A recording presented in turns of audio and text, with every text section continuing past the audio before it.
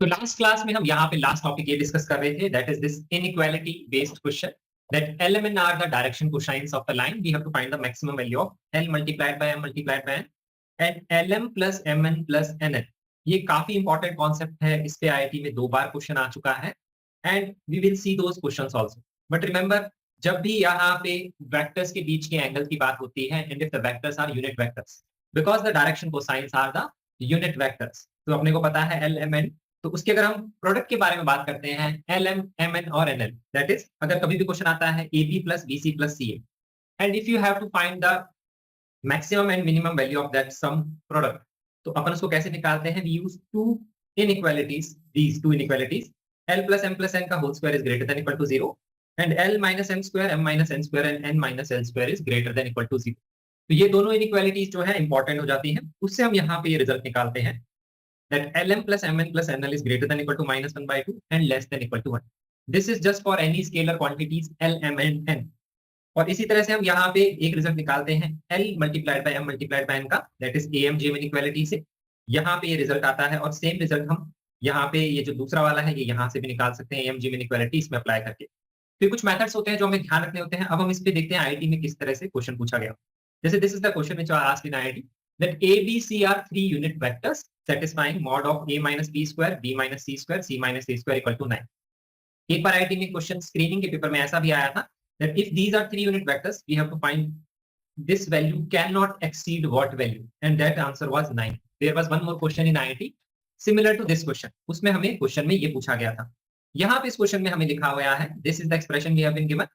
तो अब हम यहाँ पे इस एक्सप्रेशन को ही डिस्कस करते हैं सबसे पहले. If these are 3 unit vectors, because one of the question was like this, that this value this is the value that cannot exceed, so we are talking about the maximum value of this. What will be the maximum value of this expression if A, B, C are 3 unit vectors? तो अब हम यहाँ पे ये discuss करते हैं. तो यहाँ पे if you will expand this will become mod A square mod B square mod B square mod C square mod C square mod A square, because everything magnitude is 1, so this will become 6.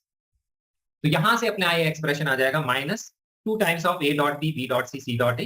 तो यहाँ पे ये value आ जाएगी. अब हम यहाँ पे if you have to find this maximum value, it means we have to find this expression minimum value. अब हमें यहाँ पे इसकी मिनिमम वैल्यू निकालनी है, किसके बराबर होगी, because when this will be minimum, this will become maximum. अब उसके लिए अपन कैसे निकालते हैं? उसके लिए अपन ये यूज करते हैं result. This kind of result we used just earlier. A plus B plus C के मैग्नीट्यूड का whole square is greater than equal to 0. So if you will use this expression, what will you get? You will get mod A square mod B square mod C square plus 2 times of A dot B, B dot C and C dot A. तो यहाँ पे 3 times ये आ जाएगा, तो ये value आ जाएगी, that is A dot B, B dot C, C dot A is greater than equal to minus 3 by 2, because minus 3 आ जाएगा, ये आ जाएगा. तो अपने को ये पता लग गया, ये जो है A dot B, B dot C, C dot A की क्या है? Minimum value. This is the minimum value, and if this is the minimum value, if you put it here, you will get its maximum value. What is the maximum value you will get? 6 minus 2 times of the minimum value. What is the minimum value? That is minus 3 by 2. So you will get this value to be 9. तो अब अपने को जो question में लिखा हुआ है this square plus this square plus this square, this is 9. It means we have been given the maximum value of this expression is equal to 9. So this is a very important result. This maximum value we have been given 9. This is our question. तो ये हमें यहाँ पे लिखा हुआ है we can find this expression like this. तो ये हमें इसके बराबर इक्वेट करके दिया हुआ है. अब हम यहाँ पे इससे क्या बोल सकते हैं? What we can say about this? तो अब इसके लिए मैं यहाँ पे डिस्कस करता हूँ कि जैसे सपोज अब इसका इस रिजल्ट का मतलब क्या है, बेसिकली हम इससे और कैसे क्वेश्चन बना सकते हैं. तो अब हमें इसको अगर मैक्सिमम वैल्यू 9 की इक्वेट किया हुआ है, what we can say about A dot B, B dot C and C dot A, उसको हम डिस्कस करते हैं. लेकिन अपने को पता है जिसका अपने को मैग्नीट्यूड निकालना होता है, हम इसको कैसे सॉल्व करते हैं? We just take square both the sides. तो यहाँ पे अगर मैं इसका स्क्वायर करूंगा, we can find this magnitude, because अपने को क्वेश्चन में वही इवैल्यूएट करना है. तो if this question came, I knew that we know that this value is 9, तो हमें इसकी वैल्यू निकालनी है. So I will just square it. You will get 4 times mod A का square, that will become 4. 5 times 25 times mod B का square, that will become 25. Here it will become 25 mod C का square. This will also become 25. फिर यहाँ पे आएगा 20 times A dot B plus it will become 50 times B dot C plus यहाँ पे आ जाएगा 20 times A dot C. ये expression आ जाएगा. तो अगर जब एग्जाम में क्वेश्चन आया तो मैं अगर इसको देखता हूं तो मुझे देखता हूं कि यहाँ पे अपने को ये वैल्यू दी हुई है, we have to find this expression value. तो इसको अगर हम सॉल्व करते हैं, we can find a dot b b dot c c dot a। If you equate this to 9 what you will get a dot b b dot c c dot a। तो अगर आप इसको solve करते हैं तो इससे आपको ये रिजल्ट मिलेगा। On solving this what you will gate, you will get a dot b b dot c c dot a is equal to nothing but minus 3/2. This is the value which we will get. आप इसको solve करेंगे तो आपको ये मिलेगा, और वही चीज मैंने यहाँ पे आपको शो करके बताई कि फॉर दिस, इसकी ये मिनिमम वैल्यू को रिप्रेजेंट करता है, इसकी मैक्सिमम वैल्यू को we can see from this expression. तो ये एक इंपॉर्टेंट चीज मैंने यहाँ डिस्कस करी थी। अब इसका मैं एप्लीकेशन भी आपको बताऊं। अब इसका एप्लीकेशन क्या देखो, अब अगर मुझे पता है if I have to find this value I should know either a dot b b dot c c dot a, तीनों की वैल्यू हमें पता होनी चाहिए, तभी हम यहाँ पे इस एक्सप्रेशन की वैल्यू निकाल सकते हैं। But from the given expression we know only the value of a dot b plus b dot c plus c dot a। We know only this value, हमें सेपरेटली तीनों की वैल्यूज नहीं पता। Then how we will solve, there is only one equation and there are three variables a dot b b dot c c dot a। उनकी value हम कैसे निकालें? तो इस तरह के क्वेश्चन जब भी आते हैं, there is one equation and three variable, these questions are mostly based upon the concept of maxima and minima. और इसमें हमने यहाँ पे ये निकाल लिया कि if this is equal to -3/2 अपने को दिया है, we know this is greater than equal to -3/2। अब मैं आपको बताऊंगा कि ये वैल्यू -3/2 होती कब है। Then when this value is -3/2, तो a dot b b dot c c dot a minimum कब होता है? a dot b b dot c plus c dot a का एडिशन मिनिमम होता है। We know that value is what, -3/2। But when this value is -3/2, this is minimum when a dot b is equal to b dot c is equal to c dot a। ये तब यहाँ पे minimum होता है। This is what we write कि ये तभी minimum होता है जब तीनों की वैल्यू इक्वल होती है और -1/2 होती है। So this is the important result. तो अपने को पता है ये मिनिमम कब होता है, इसकी मिनिमम वैल्यू अपने को पता है -3/2। तो अब एग्जाम में अगर ये क्वेश्चन आता है, so when I see this expression a dot b b dot c c dot equal to -3/2, I should know because a b c are three unit vectors, I can say directly ये यहाँ पे इसकी minimum value है and that is only possible when a dot b b dot c c dot a is equal to -1/2। तो अब अगर अपने को ये एक्सप्रेशन सॉल्व करना है, we can put the value here -1/2 -1/2 and -1/2 and you can directly solve. तो आपका आंसर आ जाएगा। नहीं तो आप एक इक्वेशन से तीन वेरिएबल सॉल्व नहीं कर पाएंगे। अब यहाँ पे इसकी वैल्यू को प्रूव कैसे करते हैं दैट दिस इज -1/2 मिनिमम, ये जो होता है ये इक्वल होता है। तो इसके लिए अगर आपको प्रूव करना है तो we take the help of the triangle. तो ट्रायंगल में हम इसको प्रूव करते हैं। देखो कैसे, देखो इस पे एक और क्वेश्चन आया था, वही चीज मैं बताऊंगा, but this is an important result जो आपको ध्यान रखना चाहिए। If there are three unit vectors a, b and c, then the minimum value of a dot b plus b dot c plus c dot a is nothing but -3/2। और वो तभी होता है जब a dot b, b dot c, c dot a equal होते हैं। अब हम यहाँ पे इसका देखते हैं, दैट इज ट्रायंगल से रिलेटेड रिजल्ट। जैसे क्वेश्चन आया था 2017 में, O is the origin, OX, OY, OZ be three unit vector in the direction of sides of the triangle QR, RP and PQ। So QR में X vector बोल दिया हमने, RP के direction में Y वेक्टर, PQ के direction में Z vector. तो these are vectors parallel to the sides। So if you want to talk about the side vectors, then you can say λ1 times X vector, λ2 times Y vector, λ3 times Z vector। क्योंकि हमें इसकी length नहीं पता है, sides of triangle कितनी है। अब हमें यहाँ पे निकालना है minimum value of cos of P plus Q, Q plus R, R plus P। Now what is this expression, इसको अगर हम देखेंगे तो P प्लस Q क्या है, that is two angles of the triangle, this plus this, which we can write as 180 minus R। तो अपन लिख सकते हैं 180 degree minus R। This expression we can write it as 180 degree minus P। यहाँ पे हम इसको लिख सकते हैं 180 डिग्री माइनस Q। तो अगर आप इसको सिंप्लीफाई करोगे, you will get minus of cos P plus cos Q plus cos R। This is the expression you will gate. Now what is cos P plus cos Q plus cos R? तो अब अगर हम इस triangle में आ जाते हैं, what is angle R? Angle R is this one, okay. So it is talking about cosine of this angle. तो अगर मैं वेक्टर्स की टर्म्स में बात करता हूं, तो I can say if this angle is R, this angle is what, 180 minus R। This is the angle we are talking about. तो अगर हम यहाँ पे यही लिख देते cos ऑफ 180 माइनस R, वो क्या होता? That is nothing but x dot y upon magnitude of x dot y। तो अपन अगर इसमें यहां लिखना चाहें तो अपन ये लिख सकते हैं cos of 180 minus R is nothing but x dot y upon magnitude of x, magnitude of y। Magnitude of x, magnitude of y 1 है बिकॉज यूनिट वेक्टर है। So this is nothing but x dot y। तो अगर ये question exam में आया था, we have to find this value, we can say this value is x dot y, this is y dot x and this is z dot x। तो अपना ये expression ये आ जाएगा। और अगर आप यहाँ cos r लिखना चाहेंगे तो cos 180 माइनस r जो हो जाएगा minus cos r, minus cos R is X dot Y, so you can write cos R as minus X dot Y. तो ये वाला जो एक्सप्रेशन जो अपने को इवैल्यूएट करना था वो ये है, X dot Y plus Y dot Z plus Z dot X. अपने को इसकी मिनिमम वैल्यू निकाल। तो सेम ही क्वेश्चन को एक डिफरेंट तरीके से पूछा गया है। We know this minimum value is nothing but -3/2। तो अब अपने को आंसर पता है, तो सेम ही क्वेश्चन को डिफरेंट तरीके से पूछा गया है। So in a question if it is written x dot y, y dot z, z dot x equal to -3/2, or it is written mod of x minus y whole square plus mod of y minus z whole square plus mod of z minus x whole square equal to 9. Both mean the same things. It means x dot z, x dot y dot z, z dot x equal to -1/2. तो ये हमने ऐसे ही prove किया था, x plus y plus z का whole square greater than equal to 0, इसी से subtract करके। तो यहाँ से भी वही चीज आएगी, this is greater than equal to -3/2। तो ये अपने को यहाँ पे पता चल जाएगा। वही चीज हमने यहाँ पे इस तरह से शो करी है, but that is the same answer. अब यहाँ पे रिजल्ट क्या है ट्रायंगल में, देखो। तो ट्रायंगल में any triangle there is an important result that cos p plus cos q plus cos r is greater less than equal to 3/2 and greater than equal to 1। ये किसी ट्रायंगल का एक इंपॉर्टेंट रिजल्ट होता है। And if cos p plus cos q plus cos r is equal to 3/2, तो वहां पे condition होती है, इक्वालिटी का होल्ड करती है। You can prove this using properties of triangle. cos p plus cos q में आप आइडेंटिटी यूज करेंगे, फिर यहाँ आइडेंटिटी यूज करेंगे। इट्स ए लेंथी प्रूफ, बस हम प्रूफ की तरफ नहीं जाएंगे because it is an important result, you have to remember this result. तो हम इस रिजल्ट को ही ध्यान रखते हैं because it is widely used in the exam. cos p plus cos q plus cos r equal to 3/2 कब होता है? This is equal to 3/2 when cos p is equal to cos q is equal to cos r। ये तभी hold करता है। So this is the important result,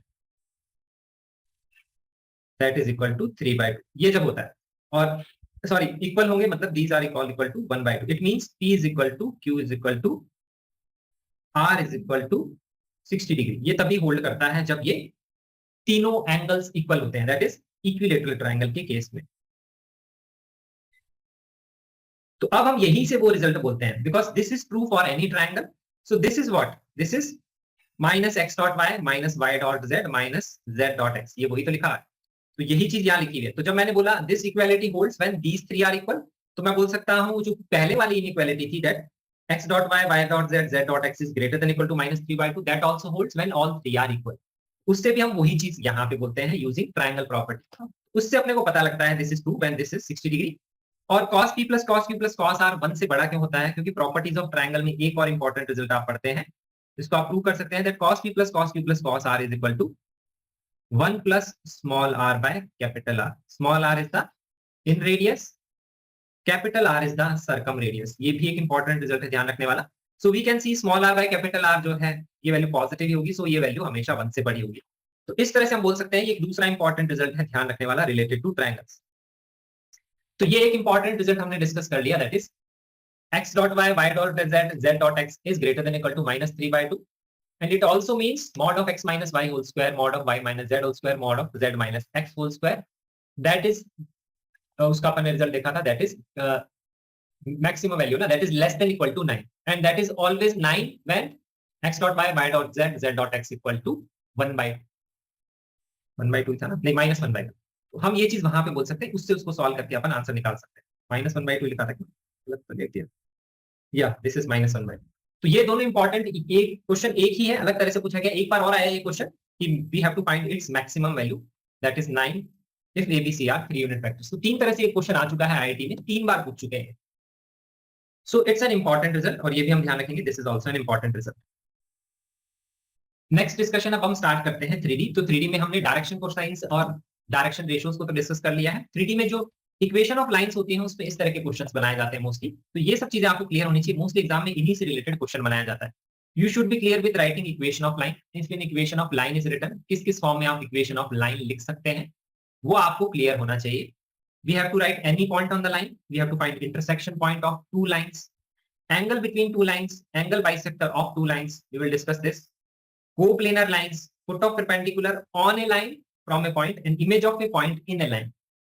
Line perpendicular to two given lines.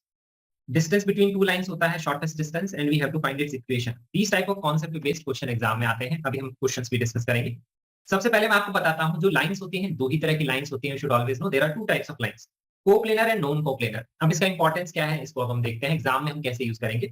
Coplanar lines वो होती हैं जो एक ही plane में लाया करती हैं। नॉन कोप्लेनर लाइंस होती हैं जिसको अपन स्क्यू लाइंस बोलते हैं। There are only two types of lines, either coplanar और स्क्यू। तो दो ही तरह की लाइंस होती हैं। Lines lying in the plane. अब इसमें जो प्लेन में लाइन करने वाली लाइंस जो होती हैं, what are they are either intersecting at a point, that is non parallel lines, और दे आर पैरेलल लाइंस। तो पैरेलल लाइंस भी हमेशा एक प्लेन में लाया करती है। पैरेलल लाइंस को हम क्यों बोलते हैं प्लेन में लाया करती है? Because two parallel lines, suppose this is a line, there is also one more line, we can always make a plane through them. तो अपन चाहे तो इनको लाइंस के बीच में अगर मैं ऐसे पेपर लगा दूंगा, so you can always make a plane. तो वो पैरेलल लाइंस होगी। कोइंसिडेंट लाइंस का मतलब होता है same line, it's an identical line. Next is skew lines. Skew lines कुछ इस तरह से दिखती हैं। If you are sitting in a room, this is your room, it's like a cuboid figure. तो अगर अपन इसमें दो लाइंस को डिफाइन करें इस तरह से, that one line is this one, this is first line. अब देखो ये वाली लाइन और ये वाली लाइन तो आपस में इंटरसेक्ट कर रही है, they are not skew. But if I will take this edge one of the lines and this is the other line, they are what, they are skew lines because they cannot intersect। ये यहीं से सीधे ऊपर चली जाएगी, ये यहां से जाएगी, there is always a gap between these two lines। इस तरह की लाइंस को अपन बोलते हैं skew lines। तो ये हमारी skew lines होती हैं, ये हमें यहाँ पे समझ में आता है। तो इसको बोलते हैं skew lines, they never intersect, they are not in a plane। तो इस तरह से लाइन से डिफाइन करते हैं।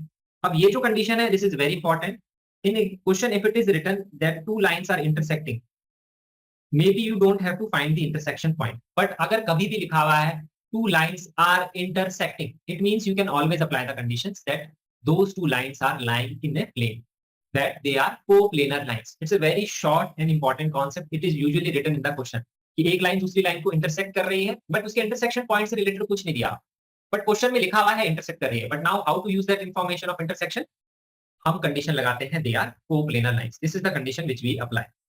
अब हम यहाँ पे लाइन की इक्वेशन लिखते हैं, this is vector form, this is Cartesian form. Always remember x Y Z, you have to make coefficient 1। Denominator का part will represent the direction ratio of the line. In defining direction ratio of the line, always remember, अगर suppose आपका direction ratio कभी ऐसा आ जाता है 1/2 और -3/2 और यहाँ पे आगे suppose 1/4, if this is the direction ratio you will get. तो always don't use the direction ratio like this, make it simple. Denominator से हटाएंगे because the calculation will become easier in solving. तो हम क्या करेंगे, इस पूरे को 4 से मल्टीप्लाई कर लेंगे, बिकॉज इसका कोई भी मल्टीपल जो है आप ले सकते हैं direction ratio, you can even take common. तो ये काफी कॉमन टेक्निक है जो मैं यूज करता हूँ क्वेश्चन को सॉल्व करने के लिए। इसमें कैलकुलेशन इजी हो जाती है, just multiply this by 4, you will get the direction ratio as 2, -6, 1। So I use the direction ratio like this, not like this, ताकि हमारा क्वेश्चन इजी तरह से सॉल्व हो जाए। इसके अलावा ये एक्स वाई जेड का कोएफिशिएंट 1 है, नीचे एबीसी डायरेक्शन रेशियो डिफाइन करता है। This is the point on the line and this is the vector of the line, that is direction of the line. तो आर जो होता है, this is A point, okay, this is A point on the line, A general point on the line. ये जो होता है ये given point होता है। ऑलवेज रिमेंबर, पॉइंट्स को सबट्रैक्ट करते हैं, then you get the vector. This is a general point, this is a given point on the line. So if you subtract 2 points position vector, you will get a vector। तो इन दोनों को subtract करके you get a vector always। तो अगर यहाँ से एक vector मिलेगा is equal to lambda times another vector, it means those two vectors are parallel। This is what it means। तो ये जो चीज है ऐसे रिप्रेजेंट करी जाती है। इसमें पॉइंट है x1 y1 z1 and there is a separate point r, जिसको अपन लिखते हैं r वेक्टर भी लिख सकते हैं x y z। These are 2 points and if you will subtract this, you will get a vector, that is this vector, line vector, and that is parallel to a, b and c। So that will define the direction ratio of the line. तो इसीलिए हम इस तरह से equation लिखते हैं, just condition these two points are parallel. तो इस तरह से वो इक्वेशन लिखी जाती है। This is just the basic. Next thing is, line की इक्वेशंस को क्वेश्चन में डिफरेंट तरीके से लिख देते हैं, so you should be able to interpret कि इसको आपको यूज कैसे करना है। जैसे एक लाइन की इक्वेशन ऐसे लिखी हुई है, एक लाइन की इक्वेशन ऐसे लिखी हुई है, और एक लाइन की इक्वेशन ऐसे लिखी हुई है। These are common ways of writing equation of the line. क्योंकि अगर हमें इक्वेशन ऑफ लाइन क्लियर नहीं होगी तो we can not solve the question. तो अगर इस तरह से इक्वेशन लिखी हुई है, this is an equation in which there are 2 equations given, one is x with y, one is z with y। तो हम इसको स्टैंडर्ड फॉर्म में चेंज करते हैं, y जो है हम कॉमन निकाल लेते हैं, और यहाँ पे इसको अपन ऐसे रिप्रेजेंट कर सकते हैं। y की वैल्यू यहाँ से निकालेंगे तो आएगी x minus root of lambda minus 1। ये मैंने डिस्कस किया था पहले भी जब मैं डिफाइन कर रहा था, दैट इज डायरेक्शन रेशियो। तो ये यहाँ जाएगा अपॉन रूट ऑफ लैम्डा, नहीं ये मैंने स्ट्रेट लाइंस में डिस्कस किया था। ये आ जाएगा इक्वल टू y, यहाँ से y की वैल्यू निकालेंगे, यहाँ से भी आप y की वैल्यू निकालेंगे, that will become z minus root lambda upon root lambda minus 1। तो अब y के नीचे आएगा 1। तो अगर अपने को यहाँ पे निकालना है direction ratio, X Y Z coefficient in 1, denominator का जो पार्ट है that is the direction ratio. Point on the line कैसे निकालते हैं, just equate these all values to equal to 0। अगर पॉइंट निकालना है, अगर मैं इसको इक्वल टू 0 कर दूंगा तो मेरा पॉइंट मिल जाएगा लाइन के ऊपर। You can even equate it to 1 2 3 कुछ भी, because this ratio is equal for any value of lambda. इसीलिए हम इसको यहाँ पे इक्वल टू म्यू से इक्वेट करते हैं और सॉल्व करते हैं, इस तरह से इसको रिप्रेजेंट करते हैं। तो इससे अपने को पॉइंट मिल जाएगा। नेक्स्ट अगर ये इक्वेशन है तो एक्स वाई जेड के कोफिशिएंट है 3, 6 और 2, तो आप यहाँ पे इस इक्वेशन को ऐसे भी लिख सकते हैं, एक्स वाई जेड के कोफिशिएंट 1 बनाएंगे तो ये 1/3 आ जाएगा, ये 1/6 आ जाएगा और ये 1/2 आ जाएगा। तो अगर आप डायरेक्शन रेशियो 1/3, 1/6, 1/2 लेंगे it will become complicated. I will just multiply this bye 6। तो 6 से मल्टीप्लाई करूंगा तो यहाँ पे 2 आ जाएगा, यहाँ पे 1 आ जाएगा और यहाँ पे 3। So I will take the direction ratio 2, 1, 3. So I can write the equation x minus 1/2, y minus 2/1, z minus 1/3. It means the same thing. इसी तरह से जैसे ये इक्वेशन है तो इसमें x और y में रिलेशन है, z इक्वल टू 1 है, z इक्वल टू कांस्टेंट है, तो इसको अपन ऐसे भी लिख सकते हैं z minus 1 डिवाइडेड बाय 0। ऐसे भी हम इसको लिखते हैं। और यहाँ से जो रेशियो आएगा that is x/3 equal to y/2, तो इसको अपन लिखेंगे equal to x/3 is equal to y/2। तो अपन इससे इसको इक्वेट करके सॉल्व कर सकते हैं, ऐसे लिख सकते हैं, ऐसे लिखेंगे equation. Always remember x Y z आगे पीछे करके इक्वेशन लिखी है, don't make this mistake. X के नीचे वाला आई कैप वेक्टर है, जे कैप डायरेक्शन में वाई के नीचे वाला है, के कैप की डायरेक्शन में जेड के नीचे वाला है। So this is just about the basic equation of the line, how it is representing, और ये किस टाइप की लाइंस को रिप्रेजेंट हम कैसे करते हैं। अब हम यहाँ पे क्वेश्चन देखते हैं। In question it is given from a point P lambda lambda lambda perpendiculars PQ and PR are drawn respectively on the lines। एक इस लाइन पे और एक इस लाइन पे अपन ने perpendicular ड्रॉ किया है। तो अब यहाँ पे इक्वेशन ऑफ लाइन को नोटिस करो, ये देखो उसी तरह से लिखी है, y/1 equal to x/1 is equal to z equal to 1। तो अब यहाँ पे इन इक्वेशंस को आपको रिप्रेजेंट करना आना चाहिए। व्हाट आई विल डू, दे वो जानकर कैसे लिखते हैं, x इधर और y इधर, तो आप आगे पीछे लिख के इसको लिखिए इसी तरह से, that is x/1 is equal to y/1 is equal to z minus 1/0। ऐसे रिप्रेजेंट करेंगे इस लाइन को। इसी तरह से सेकंड लाइन जो है उसको रिप्रेजेंट करेंगे आप,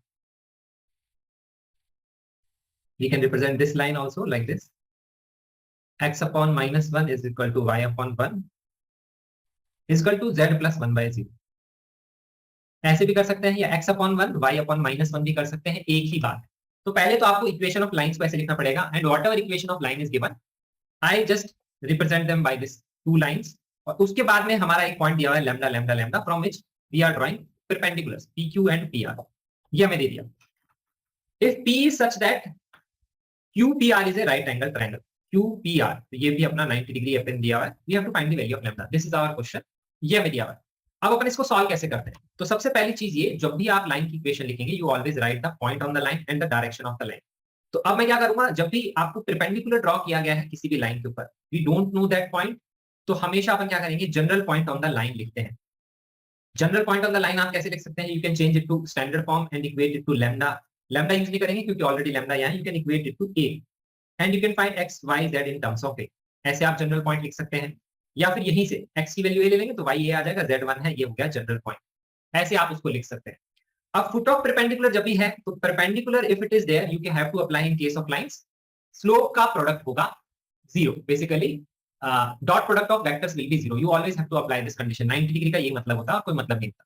तो अब मैं क्या करूंगा, अगर 90 डिग्री मेरे को लगाना है तो we have to think about this vector and this vector. तो ये जो वेक्टर है ये रिप्रेजेंट करता है डायरेक्शन ऑफ द लाइन को, so we can write that direction as i cap plus j cap plus 0 k cap, तो it will become i cap plus j cap only. और हमने इसके ऊपर पॉइंट भी रिप्रेजेंट कर लिया, क्या पता पॉइंट का भी क्वेश्चन में यूज आ जाए, तो मैं लिख लेता हूँ जनरली पॉइंट। वो क्या आएगा, x equal to 0, y equal to 0 and z equal to ये वाला सॉरी 1। अब अगर अपने को कंडीशन लगानी है, ये वेक्टर इसके परपेंडिकुलर है, ये वेक्टर तो अपने को पता है प्लस जे, ये वेक्टर अपन डिफाइन कर सकते हैं by subtracting these two values. तो वही कंडीशन अपन वैसे अप्लाई करते हैं।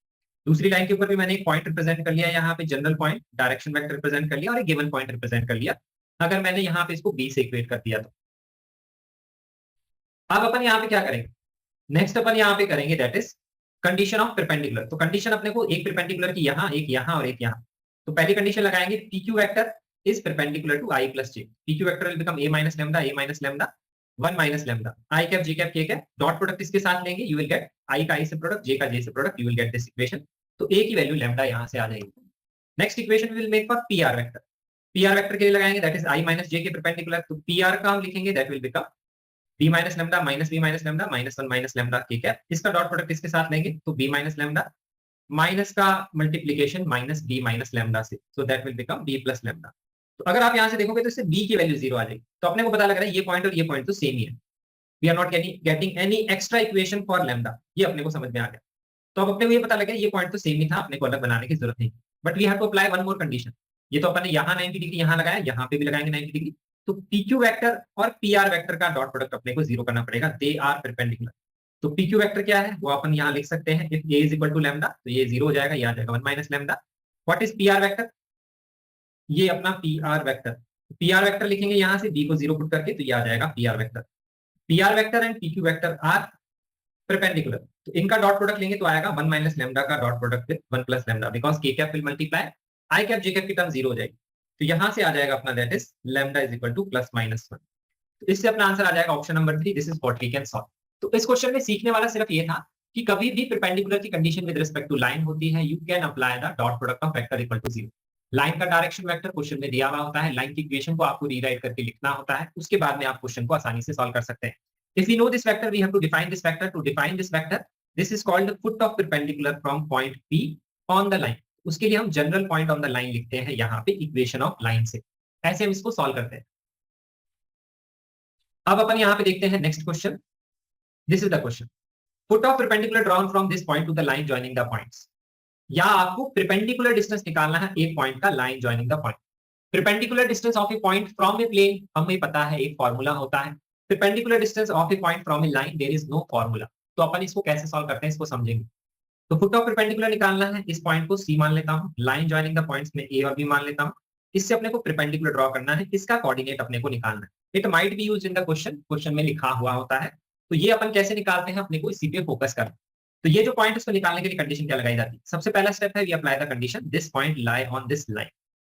इस लाइन पे लाई करता है तो आप लाइन की इक्वेशन लिख लीजिए, व्हाट इज दिस लाइन। तो लाइन की इक्वेशन लिखने के लिए हमें चाहिए इसका डायरेक्शन वेक्टर, तो डायरेक्शन वेक्टर अगर आप लिखेंगे तो आपको सिर्फ ए बी को सबट्रैक्ट करना है, that will become 0 3 and -3। So this is the direction vector. Generally मैं आई कैप जे कैप माइन और के कैप नहीं लिखता हूं, बिकॉज एग्जाम में मुझे पता है आई कैप जे कैप के कैप इसके साथ में है, तो बारी बारी लिखने की अपने को जरूरत नहीं पड़ती। अब अगर मैं इस लाइन की इक्वेशन लिखूंगा, you just have to take one point, we know this is the direction. तो लाइन की इक्वेशन आ जाएगी x - 1/0 is equal to y - 1/3, ये डायरेक्शन वेक्टर है 3, और यहां से आ जाएगा z - 0/-3। So this is the equation which you will gate. फिर आगे हमारी इस लाइन की इक्वेशन, अब इसके ऊपर जनरल पॉइंट लिखना है, तो I will equate this to lambda. जब भी आपको फुट ऑफ परपेंडिकुलर है, पिछले क्वेश्चन में भी अपन नहीं किया था, we just write this point in terms of lambda. So this is a general point. तो यहां से अगर आप निकालेंगे तो अब देखो यहाँ पे 3 और -3 आ रहा है, मैं इसको 1 और -1 भी ले सकता हूँ 3 से डिवाइड करके, उसमें क्या है कैलकुलेशन इजी हो जाएगी। तो ये जो 0 3 -3 आया है इसको आप 0 1 -1 भी ले सकते हैं। मैं किसी कांस्टेंट से मल्टीप्लाई भी कर सकता हूँ, कांस्टेंट हटा भी सकता हूँ कैलकुलेशन इजी करने के लिए, क्योंकि अगर आप 3 3 लेंगे तो आपकी वैल्यू 3 लैम्डा पुट करनी पड़ेगी, हो सकता है उस 3 की वजह से कैलकुलेशन में मिस्टेक हो जाए। तो यहां से अपने y की वैल्यू आएगी लैम्डा प्लस 1, z आएगा माइनस लैम्डा, ये आ गया अपना पहला step. If you have to find this point, so we have applied the condition this point P it lies on the line. तो अपन ने सिर्फ ये कंडीशन लगाई, this it represents a general point on the line. तो ये condition अपने को हमेशा लगानी। अब इसके बाद में नेक्स्ट स्टेप क्या होगा, नेक्स्ट स्टेप हमें दिख रहा है this is perpendicular, so we have to define two vectors which are perpendicular. First vector will be the direction ratio of the line, second vector we will define from these two points. So step 2 is AB perpendicular to CP। तो CP vector we can define, what will be the CP vector. तो अगर हम CP vector define करेंगे इस direction में, या PC vector जो भी है दूसरी डायरेक्शन में डिफाइन कर लो, तो CP वेक्टर क्या आएगा, 1 में से we will subtract 4, you will get -3, lambda plus 1 में से you will subtract 2, so you will get lambda -1, minus lambda में से you will subtract 3, so you will get minus lambda -3। This is what you will get for CP vector. अब CP vector जो है इस line के vector के perpendicular है, so this is the condition. Line का वेक्टर है 0 1 -1, ये वेक्टर है ये। So if you will take dot product and we have to equate dot product equal to 0, तो AB is perpendicular to CP, I will write AB dot CP is equal to 0।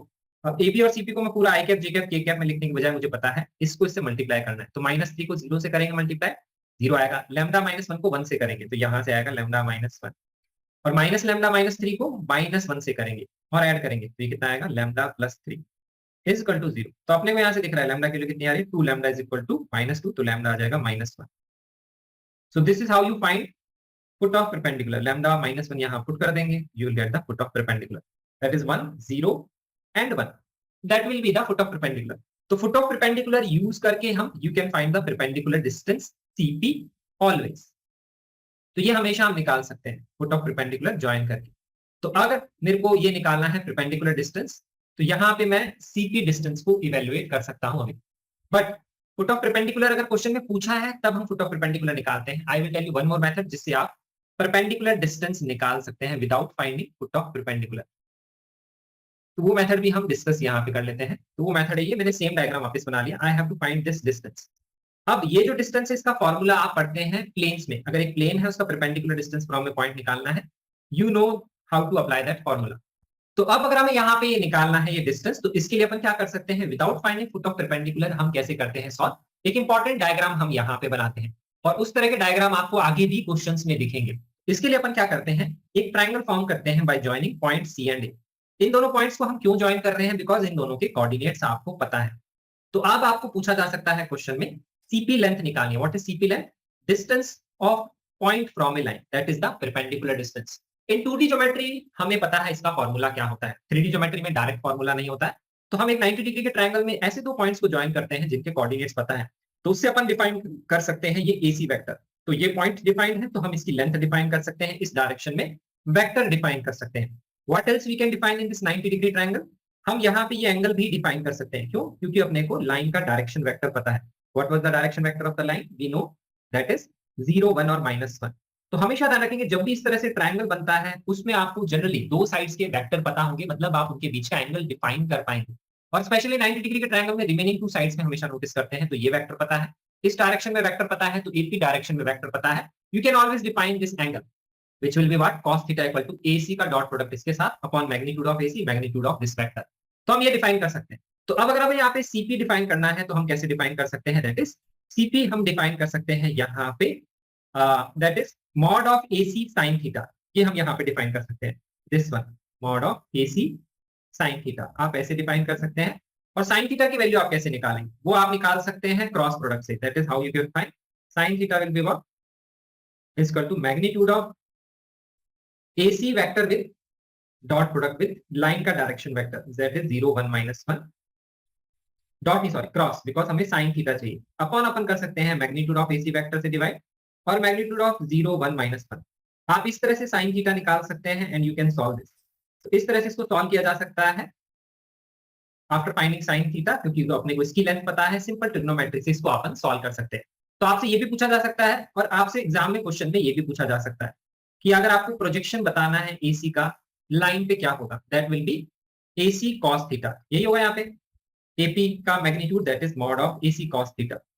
और इसको अपन आसानी से define कर सकते हैं, that will be what, क्योंकि अपने को AC वेक्टर पता है, AP की डायरेक्शन में वेक्टर पता है, तो इसको अपन लिख सकते हैं AC का डॉट प्रोडक्ट विद AP क्या। तो ये डिफाइन करना और भी इजी है। तो अगर हमने एक बार ये लेंथ निकाल ली, ये लेंथ अपने को पता है, by Pythagoras theorem we can find PC length. तो ऐसे भी हम इसमें निकाल सकते हैं distance of a point from a line, that is perpendicular distance of a point from a line define कर सकते हैं। ये दूसरा मेथड है। Second method is important if you don't have to find point P और हमें directly perpendicular distance निकालना है। जनरली वो मेथड यूज किया जाता है किसमें, if you have to find the area of this triangle. तो उसके लिए आपको ये पॉइंट निकालने की जरूरत नहीं है, आपको पता है ये लेंथ तो आप आसानी से डिफाइन कर सकते हैं, दिस इज जस्ट प्रोजेक्शन। ये लेंथ पता है तो तीसरी लेंथ अपन निकाल सकते हैं, फिर एरिया ऑफ ट्रायंगल हम आसानी से डिफाइन कर सकते हैं। या फिर हम ऐसे डिफाइन कर सकते हैं, अगर अपने को ये लेंथ पता है, AC की लेंथ पता है, तो हम यहाँ पे ये बोल सकते हैं कि ये जो एरिया ऑफ ट्रायंगल होगा अपन ये भी बोल सकते हैं that is half magnitude of AC magnitude of AP multiplied by sin theta, half AP sin C। ये भी तो होता है फॉर्मूला, अपन ऐसे भी निकाल सकते हैं। तो इस तरह से क्वेश्चंस एग्जाम में बनाए जाते हैं अगर आपका perpendicular if you are drawing from a point to a line. This is the concept, ऐसे आपको डिफाइन करना है। नेक्स्ट अब अपन यहाँ पे क्वेश्चन देखते हैं, equation of a line which passes through this point and intersecting the lines. अब ध्यान रखना ये दो लाइंस है, इनको इंटरसेक्ट करने वाली एक थर्ड लाइन की इक्वेशन निकालनी। तो थर्ड लाइन को मैंने ये मान लिया passing through the point 1, 1, 1 x -1 by a y -1 by b z -1 by c। ये हमारा यहाँ पे क्वेश्चन है।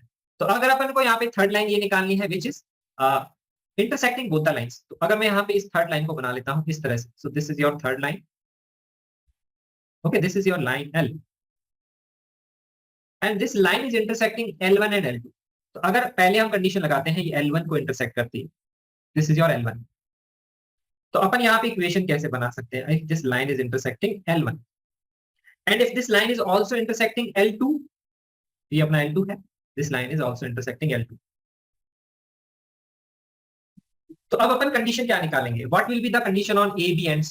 तो हम क्या कंडीशन लगाते हैं, तो मैंने आपको हमेशा बोला है if lines are intersecting it means lines are coplanar. हम ये कंडीशन हमेशा लगाते हैं, these lines are lying in a plane। And for coplanar what is the condition you apply? Coplanar के लिए अपने को हमेशा पता है that is lying in a plane. तो अपन ये बोल सकते हैं if this line and this line are intersecting, it means you can always define a plane in which these two lines will lie. इसका बेसिकली ये मतलब होता है। So this is an important condition which you can apply to solve the question. तो अपन ये condition यहाँ पे लगा सकते हैं कि इस प्लेन के अंदर लाई करती है। अब प्लेन के अंदर लाइन लाई करती है, उसकी क्या कंडीशन अब हम कैसे अप्लाई करते हैं उसको अपन यहाँ पे समझते हैं। तो प्लेन के अंदर अगर लाइन लाई करती है, दो लाइन, एक भी नहीं, दो लाइन लाई करती है, क्योंकि ये लाइन तो है ही ब्लू वाली और ये वाली। तो उसके लिए अपन कंडीशन क्या लगाते हैं, लाइंस के ऊपर जो पॉइंट्स हैं वो अपन यहाँ पे इस प्लेन में डिफाइन कर लेते हैं। तो अपने को लाइन L1 पता है, लाइन L1 क्या है यहाँ पे, दिस इज लाइन L1, इसके ऊपर पॉइंट क्या है 1 2 और 3। सो वी कैन से एक पॉइंट जो है 1 2 और 3 वो इस प्लेन के अंदर लाई करे, दिस पॉइंट 1 2 और 3। और जो दूसरी लाइन है ब्लू वाली, अगर वो भी इस प्लेन में है तो उस लाइन के ऊपर का जो पॉइंट है 1 1 1 वो भी इसमें लाई करेगा। This is the second condition. Third condition is what, line के जो डायरेक्शन वेक्टर्स हैं, इसका डायरेक्शन वेक्टर क्या है ए बी सी, और इस लाइन का जो डायरेक्शन वेक्टर है वो भी प्लेन में लाई करेगा। लाइन 1 का डायरेक्शन वेक्टर क्या है 2 3 4, ये भी इस प्लेन में लाई करेगा।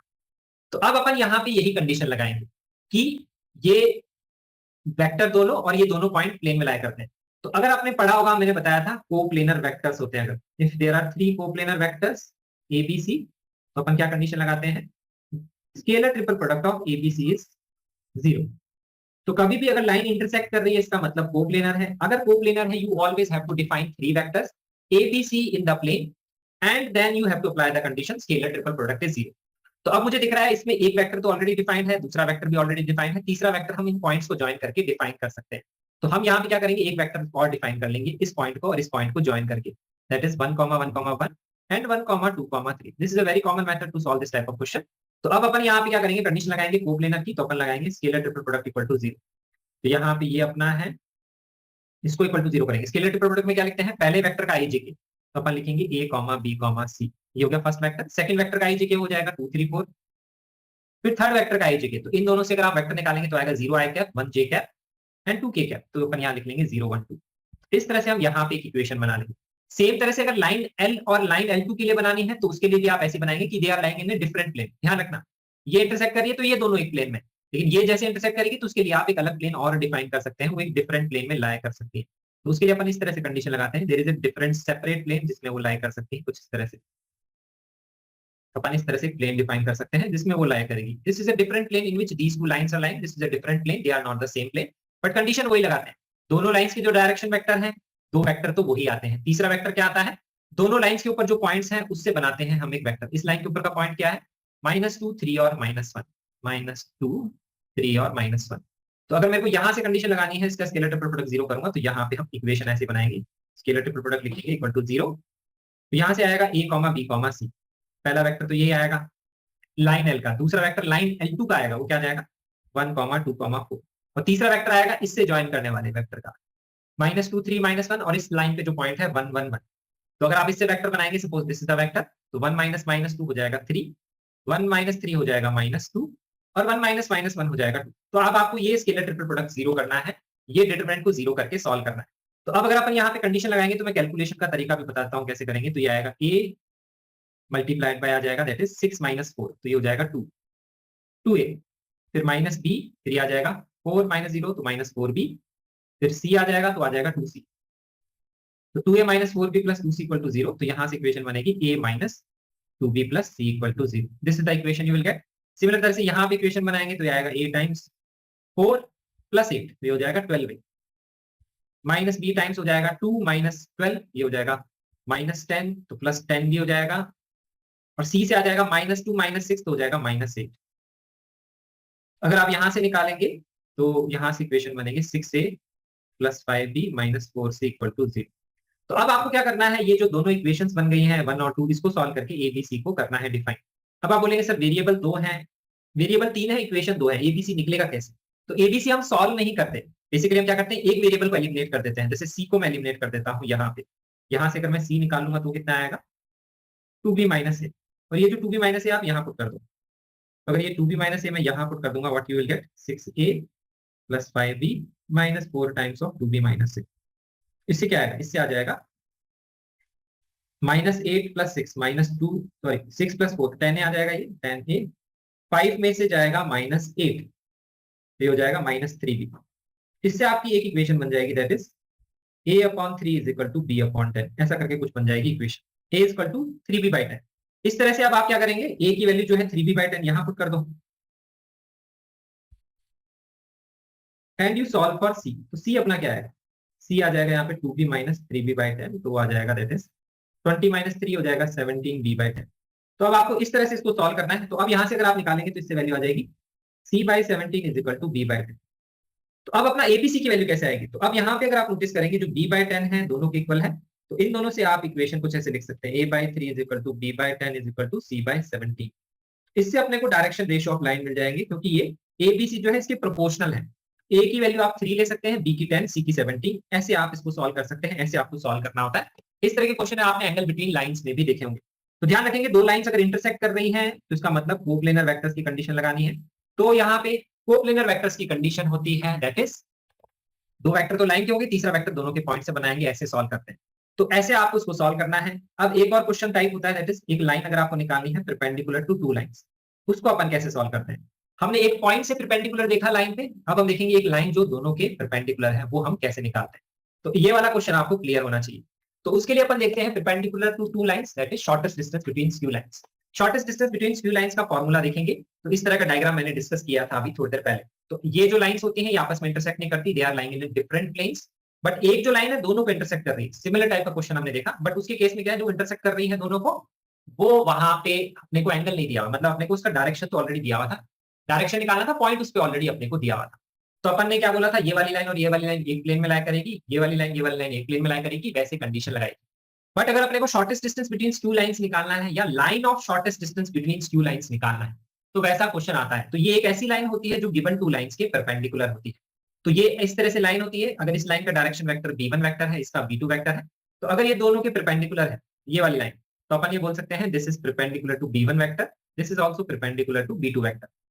तो अपन ये बोलते हैं इस परपेंडिकुलर लाइन की डायरेक्शन क्या होगी, दोनों के क्रॉस प्रोडक्ट के पैरेलल होगी। इस तरह से अपन लिखते हैं। फिर अब अपन इसकी इक्वेशन कैसे निकालेंगे, डायरेक्शन पता है तो हमें इस पे पॉइंट निकालना पड़ेगा।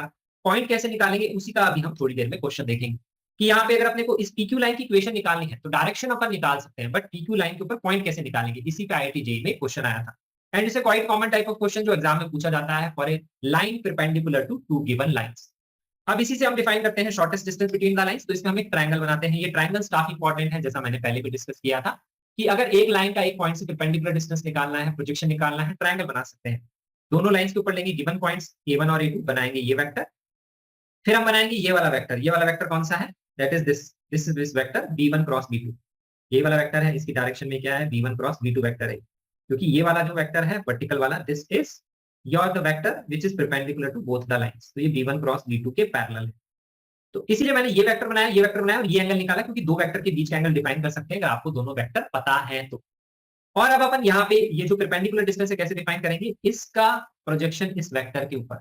तो mod a2 minus a1 cos theta ऐसे निकालेंगे। प्रोजेक्शन कैसे लेंगे, a2 माइनस a1 का dot product b1 cross b2 के साथ लेंगे और उसी की मैग्नीट्यूड से डिवाइड करेंगे। This is the called the projection of this vector upon b1 cross b2। ऐसे आप यहाँ पे निकाल सकते हैं। ऐसे शॉर्टेस्ट डिस्टेंस का फॉर्मूला होता है, ध्यान रखेंगे अपन। नेक्स्ट एक होता है डिस्टेंस बिटवीन पैरेलल लाइंस। तो पैरेलल लाइंस कुछ इस तरह से होती है, a plus lambda c b plus mu c. तो दोनों लाइंस के ऊपर क्या होता है, पॉइंट्स डिफरेंट होते हैं। एक लाइन पे पॉइंट सपोज a है और एक लाइन पे पॉइंट सपोज b है, बट जो दोनों लाइंस है वो किसी एक वेक्टर के पैरेलल है, और वो जो वेक्टर है वो वेक्टर c है। तो ये वेक्टर c के पैरेलल है, ये भी वेक्टर c के पैरेलल है। इस तरह से होती है अपनी पैरेलल लाइंस। तो shortest distance between parallel lines तो होता है वो ये वाला डिस्टेंस होता है। आप क्या करते हैं, ये होता है shortest distance between parallel lines. क्या होता है, एक ऐसा लाइन जो दोनों लाइंस के परपेंडिकुलर होगा, उसके अलोंग लाया करेगा। This is the shortest distance between the lines. तो यही अपना शॉर्टेस्ट डिस्टेंस डी है। अब ये अपन कैसे निकालते हैं, फिर से 90 डिग्री का ट्रायंगल बनाते हैं पॉइंट ए और पॉइंट बी को ज्वाइन करके। तो अगर इसको ज्वाइन करके मैं 90 डिग्री का ट्रायंगल बनाऊंगा तो मेरा ये बनेगा यहां से लेकर के यहां तक, this will be the 90 degree triangle. But अब इसमें अपने को वेक्टर कौन सा पता है, अपने को ये वाला वेक्टर पता है, इसकी डायरेक्शन में क्या है सी वेक्टर। अपने को ये वाला वेक्टर पता है, दैट इज इसको जो ज्वाइन करेंगे वो जो वेक्टर बनेगा वो अपने को पता है। ये वाला वेक्टर क्या होगा, vector a minus vector b. तो अब अपने को ये वाला वेक्टर पता है और ये वाला वेक्टर पता है। तो जो भी 90 डिग्री का ट्रायंगल बनता है उसमें जो दो वेक्टर्स पता है उसके बीच का आप एंगल डिफाइन कर सकते हैं। तो अगर मैं इसके बीच के एंगल को बोल देता हूँ अल्फा, तो ये अपन डिफाइन कर सकते हैं। ये लेंथ अपने को पता है, तो शॉर्टेस्ट डिस्टेंस क्या होगा, हो जाएगा यहाँ पे magnitude of a minus b sine alpha, क्योंकि इसका यहाँ पे अगर आप ट्रिग्नोमेट्री लगाएंगे d upon magnitude of a minus b हो जाएगा साइन अल्फा, फिर आ जाएगा d equal to magnitude of a minus b sine alpha. तो अगर साइन अल्फा लिखा हुआ है इसका मतलब क्या है, that means we have to take cross product of these two vector. तो इनका क्रॉस लेंगे तो आएगा mod a minus b mod c sine alpha. तो अपने को सिर्फ ये चाहिए, तो नीचे मॉड c से अपन ने डिवाइड कर दिया। This is distance between to parallel lines. तो इसका ये फॉर्मूला आता है वो इस ट्रायंगल से आता है। ये आता है shortest distance between two lines, वो इस ट्रायंगल से आता है। इसमें तो प्रोजेक्शन है उस वेक्टर के ऊपर, इसमें जो वेक्टर पता है उस पर प्रोजेक्शन नहीं है, उसके परपेंडिकुलर आप बोल सकते हैं, वो प्रोजेक्शन आपको निकालना है। इस तरह से shortest distance between lines define किया जाता है। अब अपन यहाँ पे देखते हैं इसी का application in line perpendicular to two given lines कैसे हम निकालते हैं, क्योंकि उस पे क्वेश्चन एग्जाम में आता है। अब हम यहाँ पे देखते हैं next part, that is this question. तो यहाँ पे देखिए 2013 का क्वेश्चन है, a line through origin is perpendicular to the lines. तो ये वही लाइन है, दैट इज यहाँ पे दोनों के परपेंडिकुलर है, तो ये अपने को एल डिफाइंड है। अब इसमें ये लाइन फिक्स कर दी कि ओरिजिन से ही पास करती है, तो ये shortest distance between two lines को रिप्रेजेंट नहीं करती है, ये उसके पैरेलल लाइन है, ये अपने को पता है, बट ये ओरिजिन से पास करती है और इसके परपेंडिकुलर है। तो अपन यहाँ पे लिख लेते हैं लाइन L1 के ऊपर पॉइंट क्या होगा और डायरेक्शन वेक्टर क्या होगा। तो पॉइंट होगा 3i cap minus 1j cap 4k cap, तो ये हो जाएगा पॉइंट। t के साथ की जो वैल्यू है that will define the direction. तो t के आगे i कैप है तो मतलब 1i कैप, यहाँ पे 2j कैप है, यहाँ पे 2k कैप, तो ये इसका डायरेक्शन रेशो है। इसी तरह से लाइन 2 का डायरेक्शन रेशो आप डिफाइन कर सकते हैं, ये रिप्रेजेंट करता है any point on the line 3 + t minus 1 + 2t 4 + 2t। Line 2 पे देखेंगे तो ये पॉइंट हो जाएगा, डायरेक्शन हो जाएगा, पहले पॉइंट लिख लेते हैं। गिवन पॉइंट है 3i cap 3j cap and 2k cap, और आ जाएगा डायरेक्शन हो जाएगा 2i cap 2j cap and plus k cap, ये हो जाएगी डायरेक्शन। तो अब हमें क्या लिखना है, पॉइंट लिखना है लाइन L2 के ऊपर। हमें पॉइंट का कोऑर्डिनेट बताना है, L2 पे कौन सा पॉइंट है जिसका कोऑर्डिनेट इस तरह से है, जो रूट 17 डिस्टेंस पे है from the point of intersection of L and L1। तो अपना जो L है और जो L1 है उसके इंटरसेक्शन पॉइंट को अपन निकालना पड़ेगा। तो इंटरसेक्शन पॉइंट अपन कैसे निकालते हैं लाइंस का, तो पहले मैं लाइन L लिख लेता हूं। लाइन L कैसी लाइन है, जो दोनों के परपेंडिकुलर है, इसका मतलब लाइन L जो है इसके भी परपेंडिकुलर है, इसके भी परपेंडिकुलर है। तो जो लाइन L होगी इन दोनों डायरेक्शन रेशो के क्रॉस प्रोडक्ट के पैरेलल होगी। तो अगर आप इन दोनों का क्रॉस प्रोडक्ट लेंगे तो आपको ये वैल्यू मिलेगी, सॉल्व करेंगे तो ये आएगा direction vector -2i cap 3j cap and -2k cap. तो इक्वेशन ऑफ लाइन अगर आपको लिखनी है तो आप इस तरह से लिख सकते हैं, that is x - 0 upon -2 is equal to y - 0 upon +3 is equal to z - 0 upon -2। अपन इस तरह से लिख सकते हैं। तो ये अपनी होगी डायरेक्शन के हिसाब से अपन ने लाइन की इक्वेशन लिखी। Any point on the line अपन ऐसे लिख सकते हैं। क्यों लिख रहे हैं हम एनी पॉइंट, क्योंकि हमें लाइन L और लाइन L1 का इंटरसेक्शन पॉइंट निकालना है। तो इंटरसेक्शन पॉइंट निकालने के लिए आप क्या करेंगे, यहाँ पे इक्वेट करेंगे, -2k को इक्वेट कर देंगे इससे, एक इक्वेशन ऐसे बनाएंगे -2k is equal to 3 + t। Next equation बनाएंगे, y कोऑर्डिनेट को इक्वेट करेंगे, y कोऑर्डिनेट से यहां से इक्वेशन बना सकते हैं -1 + 2t is equal to 3k। अब इन दोनों से इक्वेशन से आपको t और k की वैल्यू निकालनी। तो t और k की वैल्यू निकालेंगे अगर आप, तो वो यहाँ पे कुछ इस तरह से आएगी। t की वैल्यू आ जाएगी -1। आप सॉल्व करके देख लीजिएगा, इसको अगर आप सॉल्व करेंगे तो you will get t equal to -1। और अगर आप उससे k निकालेंगे तो k भी कितना आएगा अपना -1 आएगा। आप सॉल्व करके देख लीजिएगा और आप देख लीजिए इसको सेटिस्फाई भी कर रहा है दोनों इक्वेशंस। t -1 पुट करेंगे 2 आएगा, k -1 पुट करेंगे 2 आएगा, तो इन दोनों से यही आंसर आएगा। आप सॉल्व करेंगे और वो वैल्यू अगर आप यहाँ पुट कर देंगे तो आपका इंटरसेक्शन पॉइंट आ जाएगा। अब अपने को लिखा हुआ है कि लाइन L2 के ऊपर एक पॉइंट है जिसका पॉइंट ऑफ इंटरसेक्शन से डिस्टेंस √17 है। तो लाइन L2 पे तो ये पॉइंट है जनरल पॉइंट, इसका इस पॉइंट से डिस्टेंस, तो डिस्टेंस फार्मूला लगा लेंगे, तो वो अपन यहाँ पे लिखेंगे डिस्टेंस इज इक्वल टू √17। तो इससे अगर डिस्टेंस लिखेंगे एस की टर्म में ये इक्वेशन आएगी इन दोनों के बीच में डिस्टेंस फार्मूला लगा के, तो उससे एस में एक क्वाड्रेटिक बन जाएगी और उसको आप सॉल्व करेंगे तो एस की 2 वैल्यूज आ जाएंगी। और वो जो एस की वैल्यूज आ जाएंगी उसको अगर आप यहाँ पे पुट कर देंगे तो आपको पॉइंट मिल जाएगा लाइन के ऊपर कौन सा होगा। ऐसे आपको सॉल्व करना है, एक सिंपल सा क्वेश्चन है। तो इस क्वेश्चन में मोस्टली एक इंपॉर्टेंट चीज थी कि एक तो लिखा हुआ है आपको point of intersection of two lines, ये हम कैसे निकालते हैं, एक तो ये चीज हमने देखी, और एक अपन ने देखा यहाँ पे क्वेश्चन में line perpendicular to two lines आप कैसे लिखते हैं, ये चीज अपन ने यहाँ पे देखी, इसको अपन कैसे लिखते हैं, इस तरह से इसको लिखा जाता है, ऐसे इसको सॉल्व किया जाता है। अब अपन देखते हैं line perpendicular to two lines का एक और क्वेश्चन यहाँ पे, that is the next question. तो ये रहा अपना नेक्स्ट क्वेश्चन। तो इसमें देखो क्या लिखा हुआ है, line L1 and line L2 are two lines, L3 is a line which is perpendicular to both L1 and L2 and cuts both of them. Then which of the following options describes L3? तो अब एक ऐसी line जो दोनों के perpendicular है और दोनों को कट करती है, वो इस तरह की लाइन यही होगी, that is the line of shortest distance. तो ये वाली जो लाइन है क्वेश्चन में अपने को लिखी हुई है, इसको अपन बोल सकते हैं that is the line of shortest distance between two lines, भी आप बोल सकते हैं। आपको ये लाइन निकालने के लिए क्वेश्चन में बोला जा सकता है। पिछले क्वेश्चन में क्या था, जो line perpendicular to two lines था that was passing through a given point origin, तो वो अपना लिए इजी था क्योंकि पॉइंट पता था और डायरेक्शन अपन को पता है, cross product of these two vectors upon solve कर सकते हैं।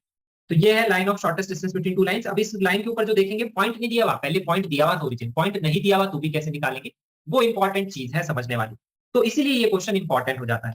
तो अब सबसे पहले अगर अपन देखेंगे लाइन L3 जो है line of shortest distance between two lines, वो किसके पैरेलल होगी, cross product of B1 and B2। तो B1 की अगर बात करूंगा, this is your B1 vector जिसके पैरेलल है, this is your B2 vector, इसके क्रॉस प्रोडक्ट के वो पैरेलल होगी। तो यही यहाँ पे लिखा हुआ B1 vector cross product B2 vector.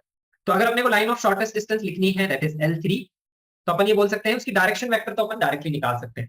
अब अपने को बताना है कि वो लाइन कौन सी होगी, L3 कौन सी है, तो अपने को पॉइंट नहीं पता, पॉइंट ये लेंगे, पॉइंट ये लेंगे, पॉइंट ये लेंगे या ये लेंगे, ये अपने को यहाँ पे देखना है कैसे निकालना है पॉइंट।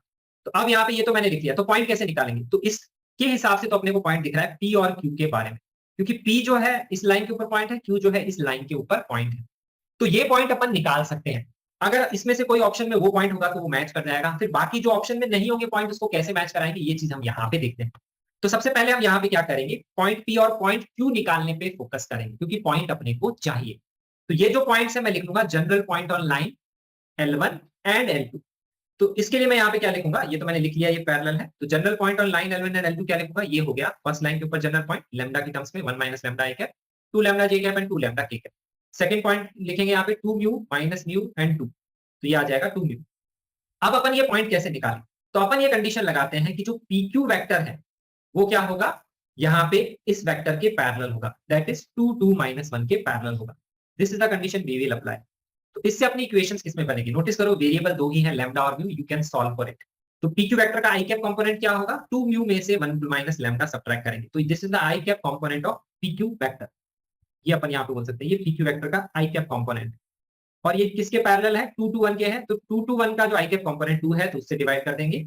फिर PQ वेक्टर का अपन लिखेंगे that is J cap component, तो जे कैप कंपोनेंट क्या आएगा, माइनस म्यू माइनस 2 लैम्डा, ये उसका जे कैप कंपोनेंट है, और उस डायरेक्शन में क्या है दैट इज 2। फिर उसका के कैप कंपोनेंट क्या है, 2 म्यू माइनस 2 लैम्डा, ये इसका के कैप कंपोनेंट है, और उसमें अपन ने डिवाइड कर दिया -1 से। तो ये हम इक्वेट कर सकते हैं पैरेलल की कंडीशन से। अब इससे आपकी म्यू और लैम्डा में दो इक्वेशंस बन जाएंगी, इन दोनों से सॉल्व करेंगे एक इक्वेशन, इन दोनों से सॉल्व करेंगे दूसरी इक्वेशन। तो इन दोनों को अगर सॉल्व करेंगे तो लैम्डा और म्यू की वैल्यू आप निकाल सकते हैं। अब लैम्डा और म्यू की वैल्यू निकालने से क्या होगा, लैम्डा की वैल्यू पुट करूंगा तो पॉइंट आएगा 8/9 2/9 2/9, म्यू की वैल्यू यहाँ पुट करूंगा 2/9 तो पॉइंट आएगा 4/9 माइनस 2/9 4/9।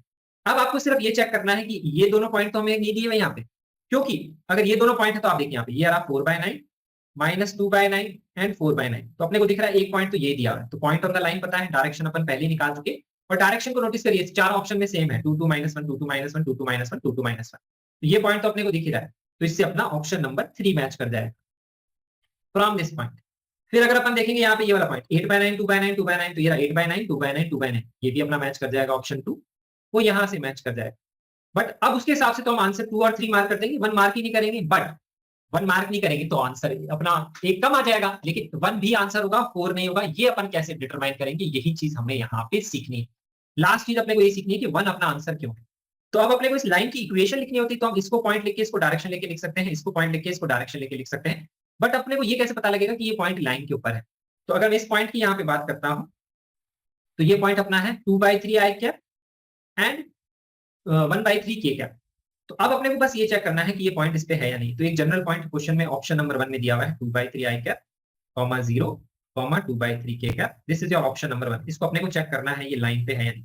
तो उसको चेक करने का तरीका क्या होता है, उसको चेक करने का तरीका होता है, आप क्या करेंगे, इस पॉइंट को या तो इस पॉइंट में से सब्ट्रैक्ट कर लें या इस पॉइंट को इस पॉइंट में से सब्ट्रैक्ट कर लें। तो बेसिकली अगर ये जो पॉइंट है इसको मैं पॉइंट ए लिख लेता हूं, ऑप्शन नंबर ए वाला, तो आप क्या निकाल लेंगे, या तो एपी वेक्टर निकाल लेंगे या आप निकाल लेंगे कौन सा vector, that is AQ vector. दोनों में से कोई भी एक वेक्टर निकाल लीजिए, आप निकाल लीजिए दोनों में से कोई भी वेक्टर, क्योंकि अगर ये तीनों पॉइंट इसी लाइन पे हैं इसका मतलब AP वेक्टर जो होगा वो किसके पैरेलल होगा, लाइन के वेक्टर के पैरेलल होगा।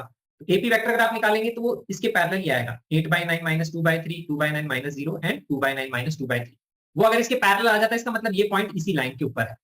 और अगर आपको AQ से चेक करेंगे वो इसके पैरेलल आ जाता है तो भी आपका हो गया। तो दोनों में से एक चेक कर लीजिए, ये जो AP वेक्टर और AQ वेक्टर जो है they will be parallel to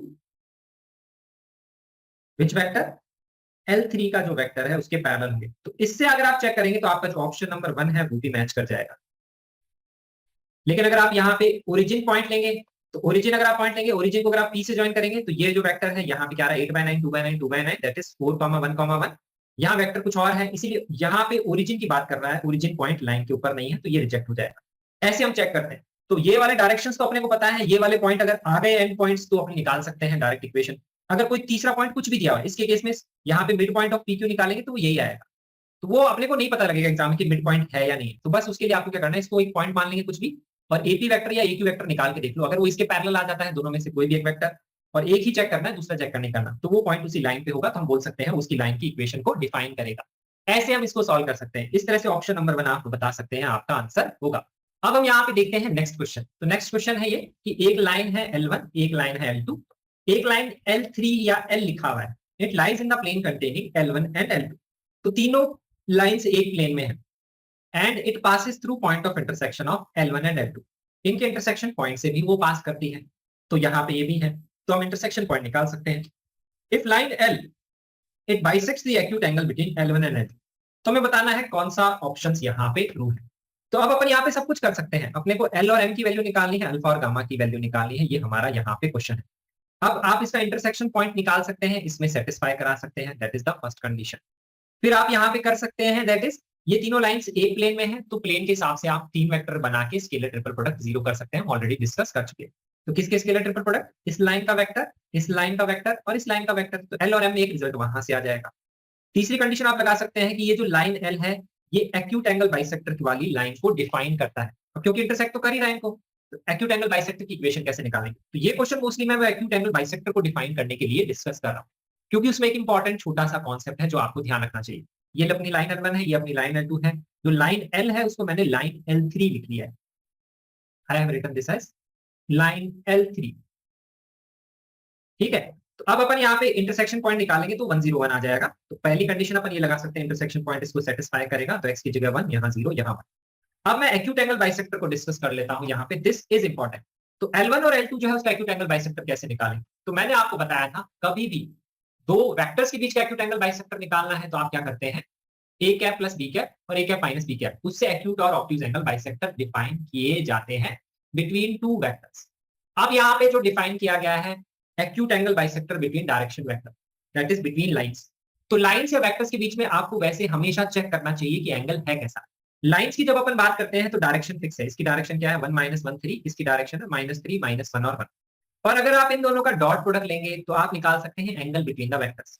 So angle between the vectors क्या आएगा, cos theta is equal to this dot this upon magnitude of this upon magnitude of this।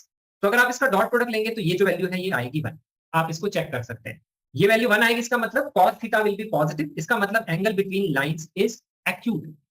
और अगर एंगल बिटवीन लाइंस acute है तभी अपन क्या कर सकते हैं, इन दोनों वेक्टर्स के यूनिट वेक्टर लेके ऐड करेंगे तो अब अपने को वहां पे मिलेगा that is the angle bisector, that is the acute angle bisector. ध्यान रखिए, अगर यहाँ पे एंगल एक्यूट है कैसे निकालेंगे, डॉट प्रोडक्ट वेक्टर्स का लिया, उससे आपको पता लगा कि वो पॉजिटिव है तो cos थीटा पॉजिटिव आएगा, तो एक्यूट एंगल।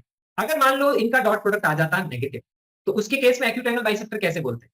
तो अब अपने को पता है इन दोनों के बीच का एंगल ऑब्ट्यूज अगर आ जाता है, अगर ये डॉट प्रोडक्ट नेगेटिव, इसका मतलब B2 वेक्टर और B1 वेक्टर के बीच में एक्यूट एंगल बाइसेक्टर नहीं है, तो अपन क्या लेते हैं -B2 वेक्टर अपोजिट साइड में, उसके बीच में क्या है यहाँ एक्यूट एंगल बनेगा, तो अपन बोलते हैं B1 कैप -B2 कैप, उसके केस में वो हो जाता। तो अगर लाइंस के बीच का एंगल एक्यूट एंगल है तो हम बोलेंगे दोनों वेक्टर्स को कैप करके ऐड करेंगे, you will gate acute angle bisector. अगर दोनों के बीच का एंगल ऑब्ट्यूज है तो वेक्टर्स के बीच का एंगल चेक करना, अगर ऑब्ट्यूज है तो B1 cap -B2 cap will be the acute angle bisector. ये इंपॉर्टेंट चीज है यहाँ पे इस क्वेश्चन में समझने वाली। तो B1 cap plus B2 cap निकालेंगे तो ये वैल्यू आ जाएगी। तो अब यहाँ से मेरे को क्यों फायदा हुआ, यहाँ से मेरे को ये फायदा हुआ कि L3 की जो डायरेक्शन है वो अपने को डायरेक्ट पता लग जाएगी, क्योंकि उसी के पैरेलल है, उसी को तो रिप्रेजेंट करती है, इसीलिए मैंने ऐसे सॉल्व किया। तो अब यहाँ पे B1 cap plus B2 cap, और मैंने आपको बताया था अगर दोनों का मैग्नीट्यूड सेम है जो कि यहाँ दिख रहा है अपने को, तो you can directly add angle bisectors में, मैंने आपको बताया था। तो -2 4 लिख सकते हैं इसको यहाँ पे, या 1 1 -2 लिख सकते हैं, -2 कॉमन लेके ये भी लिख सकते हैं, ये इसकी डायरेक्शन वेक्टर। तो 1 1 -2 क्यों लिखा मैंने, क्योंकि एक अगर आप नोटिस करेंगे यहाँ पे -2 अपने को दिया हुआ है, तो ये एक -2 है, तो L और M अपना कंफर्म हो गया कि 1 ही होगा। तो इस तरह से हम L M निकाल सकते हैं, तो L + M आ जाएगा 2। तो ये वाला पार्ट तो अपना सॉल्व हो गया, तो L + M 2 आ गया, ये बन गई अपनी बाकी दो इक्वेशंस। यहाँ तक अपना क्लियर है। Even we know the value of L और M आल्सो, L अपना क्या है 1 और M अपना क्या है 1। तो अब आप यहाँ से अल्फा और गामा भी निकाल सकते हैं। तो अल्फा और गामा यहाँ से सॉल्व कर लेंगे, इस तरह से अपना आंसर आ जाएगा। तो अल्फा और गामा की वैल्यू आप निकाल लेंगे यहाँ से, अल्फा 2 आ जाएगा, गामा -1 आ जाएगा। अब आप नोटिस करो, अभी तक हमने वो चीज यूज नहीं करी। क्या नहीं यूज करी? कि it lies in the plane containing L1 and L2, उसका यूज आया नहीं, वो एक एक्स्ट्रा इन्फॉर्मेशन थी यहाँ पे क्वेश्चन, यहाँ पे हमें ये पता लग रहा है, तो इसका यूज आया नहीं, this was an extra information, बिना उसके हमने सॉल्व कर लिया डायरेक्ट तरीके से। तो एक्यूट एंगल बाइसेक्टर कैसे डिफाइन किया, दिस वाज इंपॉर्टेंट, ये चीज हमने यहाँ पे सीखी, कब कैप ऐड करना है, कब सब्ट्रैक्ट करना है, अगर एंगल बिटवीन लाइंस के केस में डिफाइन किया गया है एक्यूट और ऑब्ट्यूज एंगल बाइसेक्टर। अब हम यहाँ पे देखते हैं नेक्स्ट, तो अब नेक्स्ट हम यहाँ पे चलते हैं प्लेन्स के ऊपर। तो प्लेन्स में एग्जाम में इस तरह से क्वेश्चंस बनाए जाते हैं, plane perpendicular to two planes, foot of perpendicular image of point in a plane, इनके तो डायरेक्ट फॉर्मूले होते हैं। Distance of a point from a plane, pyramid या टेट्राहेड्रन को लेकर उसकी प्लेन की इक्वेशन पे क्वेश्चन आ सकता है, वैसा भी क्वेश्चन देखेंगे। Plane through line of intersection of two planes and line of intersection of two planes अगर आपको डिफाइन करनी, these are the common types of questions. तो ये यहाँ पे अपन फैमिली ऑफ प्लेन्स की बात करते हैं। फिर लाइन और प्लेन को मिक्स करके भी क्वेश्चन आते हैं। Intersection point of a line and a plane, you should know how to define. Foot of perpendicular from a line on a plane, ये भी आ सकता है। तो अब अपन देखते हैं foot of perpendicular from a point on a line कैसे निकालते हैं। Foot of perpendicular from a line on a plane भी आ सकता है, वो भी कैसे निकाला जाता है। Plane through point of intersection of lines, या फिर लिखा हो सकता है plane containing two lines, plane containing three lines, plane containing a line passing through a point, angle bisector of two planes, point on a plane that is image of point, और foot of perpendicular. तो basically क्या है, plane के ऊपर point दे सकता है different तरीके से, कि इस लाइन के अबाउट किसी पॉइंट का मिरर इमेज निकालेंगे, वो प्लेन पे लाया करता है, तो उस तरह की कंडीशन अप्लाई करता है।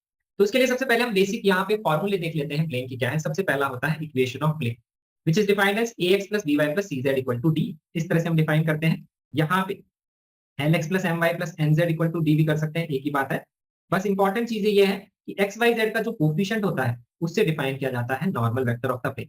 तो जो प्लेन का नॉर्मल वेक्टर है that is the n vector, वो x y z के कोफिशिएंट से डिफाइन करते हैं। तो a b c से अपन डिफाइन करेंगे normal vector, coefficients of x y and z। तो यहाँ पे अगर हम देखेंगे coefficient of x y z 2 3 4 है, और सब इक्वल टू की a की तरफ होना चाहिए, वो इसका नॉर्मल वेक्टर है। तो लाइंस की केस में तो अपन डिफाइन करते हैं point on the line and direction ratio of the line, तो वो वेक्टर होता है पैरेलल टू द लाइन। यहाँ पे अपन प्लेन्स की केस में डिफाइन करते हैं प्लेन का normal vector, that is the vector perpendicular to the plane. इस तरह से अपन डिफाइन करते हैं। हमेशा ध्यान रखेंगे प्लेन की अगर आपको इक्वेशन निकालनी है किसी भी क्वेश्चन में, you need two information, point on a plane and normal vector of the plane. अगर आपको ये दो चीज पता है, आप हमेशा प्लेन की इक्वेशन निकाल सकते हैं। नॉर्मल वेक्टर पता होगा तो आप लिख सकेंगे 2x plus 3y plus 4z equal to d, और अगर आपको पॉइंट पता होगा तो पॉइंट उसमें सेटिस्फाई करा देंगे तो डी की वैल्यू आपको मिल जाएगी। ऐसे हम सॉल्व कर सकते हैं इक्वेशन ऑफ द प्लेन, ये ध्यान रखना है। अगर आपको कभी भी वेक्टर की फॉर्म में इक्वेशन लिखी है, सपोज लिखा हुआ है r vector dot 2i cap plus 3j cap plus 4k cap is equal to 6, तो मैं आर वेक्टर को xi yj z के लिख लेता हूँ, फिर इस पूरी इक्वेशन को मैं इसी तरह से रिप्रेजेंट करके सॉल्व करता हूँ। मैं इसी तरह से हमेशा इक्वेशंस लिखता हूँ, ये हम यहाँ पे ध्यान रखेंगे। नेक्स्ट है यहाँ पे प्लेन कंटेनिंग या plane containing 3 points, equation of plane passing through 3 given points. अब अपन क्या है, जो भी प्लेन की इक्वेशंस निकालेंगे वी वोंट रिमेंबर एनीथिंग, कोई फॉर्मूले नहीं है, कुछ नहीं है, सिर्फ एक ही चीज है, ये होता है प्लेन। प्लेन के ऊपर एक पॉइंट चाहिए और नॉर्मल वेक्टर चाहिए, तो हमेशा उसी डायरेक्शन में उसी टर्म्स में आप सोचो। तो अगर प्लेन पासिंग थ्रू 3 पॉइंट्स अगर आपको दिया हुआ है, तो पॉइंट तो अपने को एक ही चाहिए था, एक चाहिए था अपने को 3 दे दिए, तो पॉइंट वाली कंडीशन तो सेटिस्फाई होगी, that we know the point on the plane. अपने को ये पता था दो ही चीजें चाहिए थी, एक तो पॉइंट चाहिए प्लेन पे और एक चाहिए नॉर्मल वेक्टर, तो पॉइंट अपने को मिल गया। अब बात करते हैं नॉर्मल वेक्टर। तो कैसा भी क्वेश्चन प्लेन का है ना, हमेशा नॉर्मल वेक्टर पे आप फोकस करेंगे। तो नॉर्मल वेक्टर के लिए आपको हमेशा निकालना पड़ता है कि नॉर्मल वेक्टर किसके पैरेलल है या किसके परपेंडिकुलर है।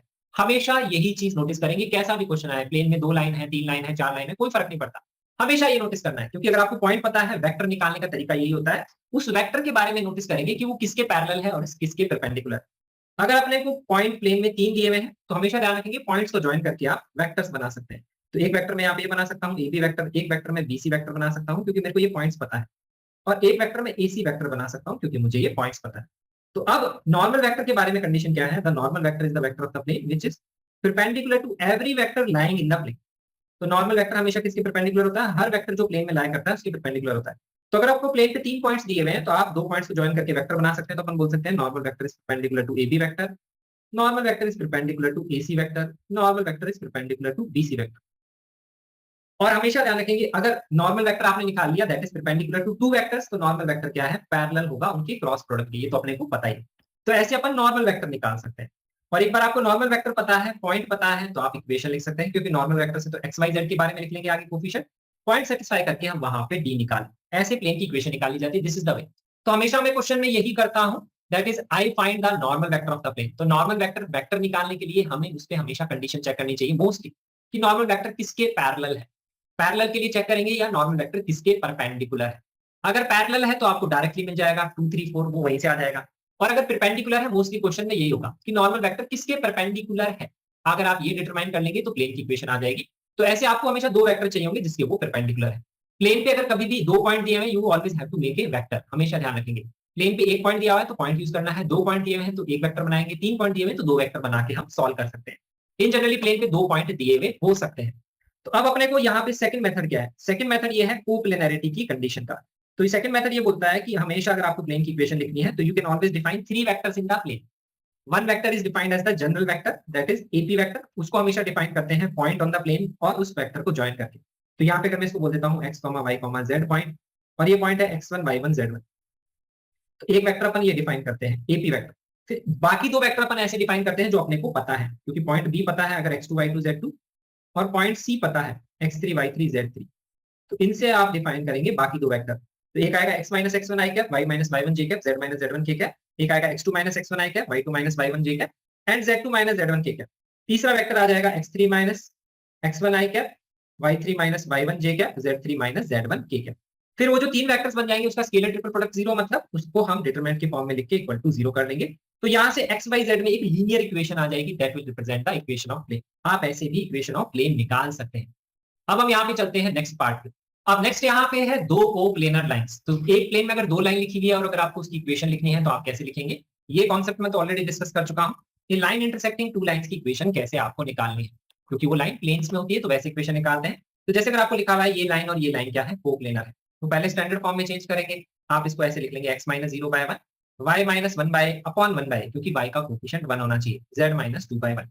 सेकंड लाइन है स्टैंडर्ड फॉर्म में x minus zero by one, y minus two by three upon one by three, z minus two by b upon one by B.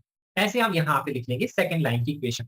और अगर आपको क्वेश्चन में लिखा हुआ दो लाइन एक ही प्लेन में है तो कंडीशन क्या लगाते हैं? हम तीन वेक्टर बनाएंगे जो स्केलर ट्रिपल प्रोडक्ट जीरो करेंगे। प्लेनर की कंडीशन हमेशा वही रहती है। एक वेक्टर बनाएंगे यहाँ पे इन दोनों के लाइन के वेक्टर से, तीसरा वेक्टर बनाएंगे दोनों के पॉइंट को ज्वाइन करके। तो ये वेक्टर हो गए दो, इसको ज्वाइन करेंगे बनेगा तीसरा vector. These three vectors are coplanar. तो अब हम यहाँ पे इसका स्केलर ट्रिपल प्रोडक्ट जीरो करेंगे तो अपना आंसर आ जाएगा। तो स्केलर ट्रिपल प्रोडक्ट में अपन को कौन कौन से वेक्टर लिखने हैं यहाँ पे? तो पहला वेक्टर आएगा वो अपना आ जाएगा that is one, one by A और वन। तो उसका आई कैप जे कैप के कैप ये आ जाएगा one, one by A and one. Second vector का क्या आ जाएगा यहाँ पे? That is this vector. तो हो जाएगा one, one by three, one by B, one, one by three और वन बाय बी। और जो थर्ड वेक्टर है उसका क्या आ जाएगा? ये वाला वेक्टर। तो आ जाएगा जीरो माइनस जीरो, तो हो जाएगा जीरो। फिर अपन लिखेंगे two by three minus one by, और फिर अपन लिखेंगे two by b minus two. इस तरह से हम यहाँ पे कंडीशन लगाएंगे, इसका स्केलर ट्रिपल प्रोडक्ट जीरो कर देंगे। इस तरह से आपको उसको सॉल्व करना होता है। तो ये तरीका है क्वेश्चन को सॉल्व करने का। अब आगे क्वेश्चन में आपको जो भी दिया हुआ है इस तरह से आप सॉल्व कर सकते हैं। सिमिलर टाइप का क्वेश्चन IIT JEE 2013 में आया था। This was not the exact question, ये लाइंस नहीं थी, बट सिमिलर टाइप का क्वेश्चन उसमें पूछा गया था। These are the simple questions, हम ये कंडीशन अप्लाई करते हैं। सीएबी में कुछ कंडीशन आ जाएगी, क्वेश्चन में और भी कुछ कंडीशन लिखी हुई हो सकती है जिससे आप उसको सॉल्व कर लेंगे। अब हम यहाँ पे देखते हैं next question. Next question is equation of plane in intercept form. तो आपको पता होगी x बाय a। क्वेश्चन ये next information x by a, y by b, z by c is equal to 1। Intercept form में लिखते हैं a b c, यहाँ पे x y और z इंटरसेप्ट्स होते हैं। तो x इंटरसेप्ट a है, y इंटरसेप्ट b है, z इंटरसेप्ट c है। तो x एक्सिस को जहां इंटरसेप्ट करता है उसको x इंटरसेप्ट बोलते हैं, तो उस पे y और z कोऑर्डिनेट जीरो होते हैं। जहां y एक्सिस को कट करता है उसको y इंटरसेप्ट बोलते हैं, उसमें x और z कोऑर्डिनेट जीरो होते हैं। और जहां z एक्सिस को इंटरसेप्ट करता है वहां पे x और y वैल्यू जीरो होती है, वहां पे c होता है। ऐसी इक्वेशंस को जनरली हम तब यूज करते हैं जब क्वेश्चन में इंटरसेप्ट की बात करता है या लिखा होता है कि जो लाइन है वो कोऑर्डिनेट एक्सिस को पॉइंट्स पे कट कर रही है, उससे रिलेटेड। एक स्टैंडर्ड क्वेश्चन इसमें होता है कि एक लाइन, सॉरी प्लेन, ये प्लेन कोऑर्डिनेट एक्सिस को तीन पॉइंट्स पे कट करता है, that is A B and C. और आपको सेंट्रॉइड ऑफ ट्रायंगल एबीसी दिया हुआ होता है और आपको प्लेन की इक्वेशन निकालनी होती है। जैसे सपोज अगर आपको सेंट्रॉइड ऑफ ट्रायंगल एबीसी दे दिया, दैट इज 1, 2, 3, और आपको प्लेन की इक्वेशन निकालनी, तो आप कैसे करते हैं सॉल्व? सेंट्रॉइड ऑफ ट्रायंगल क्या होगा? a plus zero by three, तो हो जाएगा a by three will be the x coordinate, उसको 1 से इक्वेट कर देंगे। फिर b plus zero by three हो जाएगा b बाय थ्री, हो जाएगा उसको 2 से इक्वेट, और c बाय थ्री हो जाएगा 3। तो प्लेन की इक्वेशन निकालने के लिए a की जगह आप 3 पुट कर देंगे, b की जगह 6 और c की जगह 9। ये तीनों वैल्यूज अगर आप यहाँ पुट कर देंगे तो उससे आपको मिल जाएगी प्लेन की इक्वेशन। ऐसे उसको सॉल्व किया जाता है। तो इस तरह से एग्जाम में क्वेश्चन में लिखा होता है। These are a common type of question. Next है कोऑर्डिनेट प्लेन्स में ऑलरेडी डिस्कस कर चुका हूं, YZ plane, XZ plane, XY plane, हमने जब डायरेक्शन रेशियोज और कोसाइंस डिस्कस किया था। Next is plane parallel to the axis. तो अगर ये प्लेन पैरेलल दिया हुआ है एक्स एक्सिस के, इसका मतलब क्या है, a इक्वल टू 0 है। तो उसकी कंडीशन क्या होती है, तो ये है plane parallel to a line, ये जो एक्सिस है दैट द लाइंस। तो अगर कोई भी प्लेन जो होता है पैरेलल टू ए लाइन होता है, suppose this is the line, तो उसके लिए कंडीशन होती है कि लाइन का जो डायरेक्शन वेक्टर होता है और जो प्लेन का नॉर्मल का जो डायरेक्शन वेक्टर होता है उसके बीच में एंगल क्या होता है, 90 डिग्री होता है। तो यहाँ 90 डिग्री होता है। तो प्लेन का जो नॉर्मल वेक्टर होगा तो उसको तो अपन लिख सकते हैं a comma b comma c, a x Y z के कोफिशिएंट। और ये जो लाइंस है वो डिपेंड करता है, अगर एक्स एक्सिस की बात कर रहा है तो डायरेक्शन वेक्टर है आई कैप। तो ए आई कैप, बी जे कैप, सी जे कैप का अगर आई कैप के साथ डॉट प्रोडक्ट 0 करोगे तो ए की वैल्यू 0 आ जाएगी। और अगर यहाँ पे ये लाइन है वाई एक्सिस तो इसका मतलब है जे कैप के साथ डॉट प्रोडक्ट, और ये है तो इसके मतलब के कैप के साथ डॉट प्रोडक्ट। उससे अपन ये कंडीशन लिख सकते हैं, these are the simple conditions. इस तरह से एग्जाम में कोऑर्डिनेट प्लेन्स या कोऑर्डिनेट एक्सिस से रिलेटेड क्वेश्चंस बनाए जा सकते हैं। This is a very common type. तो एग्जाम में इसे क्वेश्चंस में इंफॉर्मेशन दी हुई होती है, उसको अपन इस तरह से लिखते हैं। नेक्स्ट अब हम यहाँ पे देखते हैं पैरामेट्रिक फॉर्म में इक्वेशन। ये क्यों इंपॉर्टेंट है, क्योंकि सपोज आपको क्वेश्चन में लिखा आ जाए दिस रिप्रेजेंट्स ए प्लेन। अब आपको ये समझ ही नहीं आ रहा है इसका क्या मतलब है, ये प्लेन को कैसे रिप्रेजेंट करता है, और आपको उसका नॉर्मल वेक्टर यूज करना है somehow. So how you will use it. तो इस तरह से भी अपन प्लेन की इक्वेशन लिख सकते हैं, r vector is equal to vector a plus lambda 1 times vector b plus lambda 2 times vector c. ऐसे भी प्लेन की इक्वेशन लिखी जाती है। इसका मतलब क्या होता है, तो इसको मैं ऑलरेडी पहले मैंने आपको एक्सप्लेन किया था कि जैसे अगर मैं इसको वेक्टर ए को यहां लिया, इस वाले पार्ट को मैं इस तरह से लिख सकता हूं, that is vector r minus vector a is equal to lambda 1 times vector b plus lambda 2 times vector c. तो मैंने तुम्हें बताया था अगर एक वेक्टर को linear combination of remaining 2 vectors लिखते हैं तो इससे अपन ये बोल सकते हैं कि ये जो 3 वेक्टर्स हैं, vector r minus vector a comma vector b comma vector c, they are what, coplanar. हम ये चीज लिख सकते हैं। तो ये वेक्टर्स हैं, ध्यान रखेंगे। आर माइनस ए वेक्टर है क्योंकि आर एक पॉइंट है, ए एक पॉइंट है। तो इसका मतलब क्या है, इस प्लेन में ये 3 वेक्टर है। तो एक वेक्टर है अपना r minus a, this is the vector. बाकी 2 वेक्टर क्या है, बी और सी। तो बी और सी अगर मेरे को रिप्रेजेंट करने हैं ये वेक्टर यहाँ पे, तो मैं इसको लिख सकता हूँ, एक वेक्टर है वेक्टर बी और एक वेक्टर है वेक्टर सी। तो ये 2 वेक्टर और इस प्लेन में। तो अगर सपोज मेरे को इसका प्लेन का नॉर्मल वेक्टर निकालना है तो मैं बोल सकता हूँ that will be B cross C. और आर माइनस ए बेसिकली क्या हो जाएगा, आर एक पॉइंट है प्लेन पे और एक पॉइंट ए वेक्टर है प्लेन पे, इसी से बना है। तो इससे अपने को पॉइंट भी पता है प्लेन के ऊपर। तो इससे अपन ये बोल सकते हैं ये वाली चीज तो क्या है, that is point on the plane. ये बोल सकते हैं ये पॉइंट की है प्लेन पे। तो इसको समझ में आना चाहिए क्या लिखा हुआ है। और ये अपना लिखा हुआ है वेक्टर बी, तो ये वेक्टर बी है प्लेन के ऊपर, और ये है अपना वेक्टर सी, ये भी एक और वेक्टर प्लेन के ऊपर लाई करता है। तो इस क्वेश्चन के हिसाब से अगर अपन देखेंगे तो एक वेक्टर है यहाँ पे ये और एक वेक्टर है ये। तो अगर अपने को यहाँ पे लिखना है normal vector of the plane तो अपन लिख सकते हैं that will be b vector cross c vector. तो ये आपको क्लियर होना चाहिए, इसको हम कैसे रिप्रेजेंट करते हैं, किस तरह से लिखते हैं, this should be clear to you. ये आपको समझ में आना चाहिए। ये तरीका है इसको यहाँ पे समझने का। इस इक्वेशन को, अगर प्लेन की इक्वेशन आपको इस फॉर्म में दी हुई है तो you should be able to understand कि इसका मतलब क्या होता है, what is the normal vector of the plane, point क्या है प्लेन पे, इसको parametric form of the plane भी बोलते हैं। Next angle between 2 planes. आपको पता है एंगल बिटवीन 2 प्लेन्स क्या होता है, that is the angle between their normal vector. तो अगर एंगल बिटवीन 2 प्लेन्स को मैं डिफाइन करता हूं एंगल थीटा से, तो मैं यहाँ पे बोल सकता हूँ cos theta will be equal to n1 dot n2 upon mod of n1 n2। क्योंकि मैंने आपको बताया वेक्टर्स के बीच का एंगल हमेशा मोस्टली डॉट प्रोडक्ट से ही निकालते हैं। तो ये रिप्रेजेंट करेगा एंगल बिटवीन द प्लेन्स को। तो इसको ऐसे समझा जा सकता है क्योंकि यहाँ पे अगर ये प्लेन्स हैं, इसके बीच का एंगल, नॉर्मल के बीच का एंगल क्या होता है, वैसे तो एंगल ये वाला होता है कि एक ये पीस ऑफ पेपर है, ये पीस ऑफ पेपर है, ये कितने एंगल पे है। तो अपन ये ऐसे निकालते हैं, ये यहाँ 90 डिग्री होगा क्योंकि नॉर्मल वेक्टर ऑफ प्लेन 1 है, और ये अपना प्लेन 2 है, तो ये नॉर्मल वेक्टर ऑफ प्लेन 2 है, तो ये इसके परपेंडिकुलर है। तो अपन ये बोल सकते हैं ये वाला एंगल कितना होगा, ये 90 है, ये थीटा है, तो ये हो जाएगा 90 माइनस थीटा। और अपने को ये पता है ये वाला भी क्या है, 90 डिग्री है, तो उससे अगर अपन ये एंगल निकालेंगे तो ये थीटा ही होगा। इसीलिए अपन बोलते हैं नॉर्मल वेक्टर के बीच का एंगल जो होगा that is also theta, that is the angle between the planes. फिर एक होता है angle between line and plane. तो लाइन और प्लेन के बीच का एंगल ये होता है। अब लाइन की डायरेक्शन वेक्टर वेक्टर बी होती है, प्लेन का डायरेक्शन वेक्टर नॉर्मल वेक्टर होता है। तो इस एंगल को अगर अपन लिखते हैं तो अपन लिखेंगे cos ऑफ 90 माइनस थीटा, उससे अपन लगाएंगे dot product, that is b dot n upon magnitude of b magnitude of n. तो cos 90 प्लस माइनस थीटा को sin थीटा लिख देंगे, तो ये वैल्यू अपन यहाँ पे इसके बराबर लिख सकते हैं। तो ये तो डायरेक्ट हो गया है angle between line and a plane. अब अपन यहाँ पे नेक्स्ट देख लेते हैं, ये क्वेश्चन है, if the line passing through the point this and this. तो यहाँ पे लाइन पास कर रही है इन दोनों पॉइंट से, it is perpendicular to this vector and parallel to the plane containing these vectors, we have to find the order pair B comma C. तो देखो कुछ बड़ा सारा इंफॉर्मेशन दिया हुआ है, तो इसको हम शॉर्ट में कैसे पढ़ते हैं, अपन ऐसे पढ़ते हैं कि ये लाइन जो है इन दोनों पॉइंट से पास करती है। तो इन दोनों पॉइंट से पास करती है, वो जो लाइन है वो किसके परपेंडिकुलर है? That line is perpendicular to this vector. तो ये वेक्टर अपन ने मान लिया एक और वेक्टर है, ठीक है। तो ये अपन यहाँ पे बोल सकते हैं। तो अपन यहाँ पे कंडीशन क्या लगाएंगे कि ये जो वेक्टर है इसके परपेंडिकुलर है, तो यहाँ से आप वेक्टर डिफाइन कर सकते हैं लाइन का। तो आएगा 4 माइनस माइनस 2 6 आई कैप, 1 माइनस 1 0 और 2 माइनस बी के cap. Simple I cap J cap के कैप में लिख दिया। और इसके अगर यहाँ पे परपेंडिकुलर है तो आप यहाँ पे कंडीशन बोलेंगे 6 0 2 माइनस बी। इसका डॉट प्रोडक्ट किसके साथ? 1 3 माइनस 2 के साथ क्या होगा? 0। अब यहाँ पे आई कैप जे कैप के कैप के टर्म्स में नहीं लिखता हूँ, मैं डायरेक्टली ब्रैकेट में लिख लेता हूँ, मुझे पता है वहाँ आई कैप जे कैप के कैप है। तो एक इक्वेशन अपनी ये बन जाएगी। तो सिंपल इक्वेशन बनेगी 6 minus 2 times of 2 minus b equal to 0। तो 3 इक्वल टू 2 माइनस बी। तो बी की वैल्यू आ जाएगी माइनस। देखो कितना सिंपल है बी को इवैल्यूएट करना। सिंपल कंडीशन है, क्वेश्चन बड़ा देख के डरना नहीं है, स्टेप बाय स्टेप सॉल्व करना है। नेक्स्ट हमें दिया हुआ है ये जो लाइन है it is parallel to the plane containing the vector. तो अब इस प्लेन में दो वेक्टर और हैं, ये वाले अपने को दिए। These are the vectors in the plane I cap plus cj k cap and cj cap plus bk cap। तो अगर मैं यहाँ पे इन दोनों वेक्टर्स को प्लेन में बनाता हूँ तो एक वेक्टर अपना ये है आई कैप प्लस सी के कैप, तो उसको मैं लिखता हूँ 1 आई कैप 0 जे कैप एंड सी के कैप। मैं इस तरह से लिखता हूँ इस वेक्टर को। दूसरा वेक्टर ये है तो मैं ये बना लेता हूँ यहाँ पे सी आई कैप बी जे कैप। तो सी आई कैप नहीं, आई कैप तो 0 हो गया, जे कैप है सी और बी है के कैप। ये अपन ने बना लिया। अब अपने को लिखा हुआ है कि ये जो लाइन है ये पैरेलल है यहाँ पे टू द प्लेन। तो अब अपन यहाँ पे एक लाइन बना लेते हैं पैरेलल। तो ये रही अपनी लाइन। तो ये जो लाइन है इसका जो वेक्टर है कितना है? 6 0 2 माइनस बी। ध्यान रखेंगे पैरेलल और परपेंडिकुलर में सिर्फ यूज आएगा वेक्टर, मतलब एंगल बिटवीन वेक्टर्स का। तो ये जो वेक्टर है ये अपना 6 आई कैप है, 0 जे कैप है, 2 माइनस बी कितना हो जाएगा? 3 के कैप। इसमें से 3 कॉमन लेके अपन इसको 2 0 1 भी लिख सकते हैं, क्योंकि हमेशा वेक्टर्स को हम शॉर्ट में लिखना ज्यादा पसंद करते हैं। 2 i cap 0 j cap and 1 k cap, ये अपन यहाँ पे लिख सकते हैं। अब इससे अपने को यहाँ पे बी और सी निकालना है। तो बी तो अपन ऑलरेडी निकाल चुके, बी कितना आया था? -1।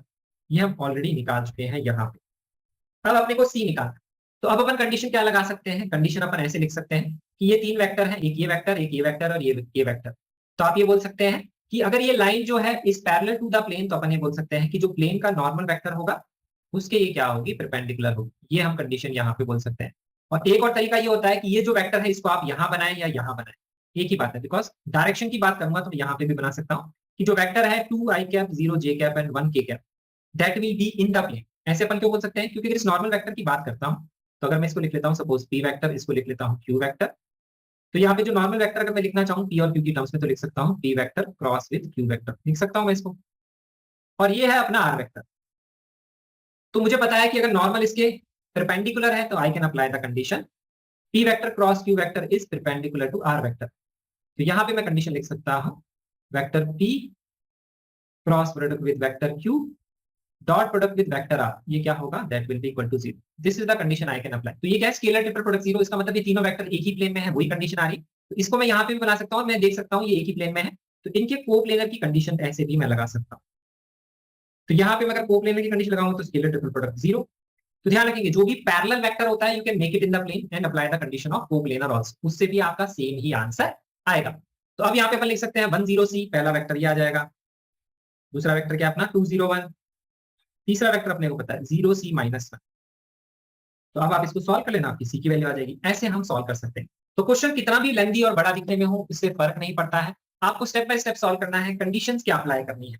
मोस्टली प्लेन्स में कोप्लेनरिटी की कंडीशन काफी यूजफुल होती है, या फिर आप ऐसे भी अप्लाई कर सकते हैं line parallel to the plane की कंडीशन।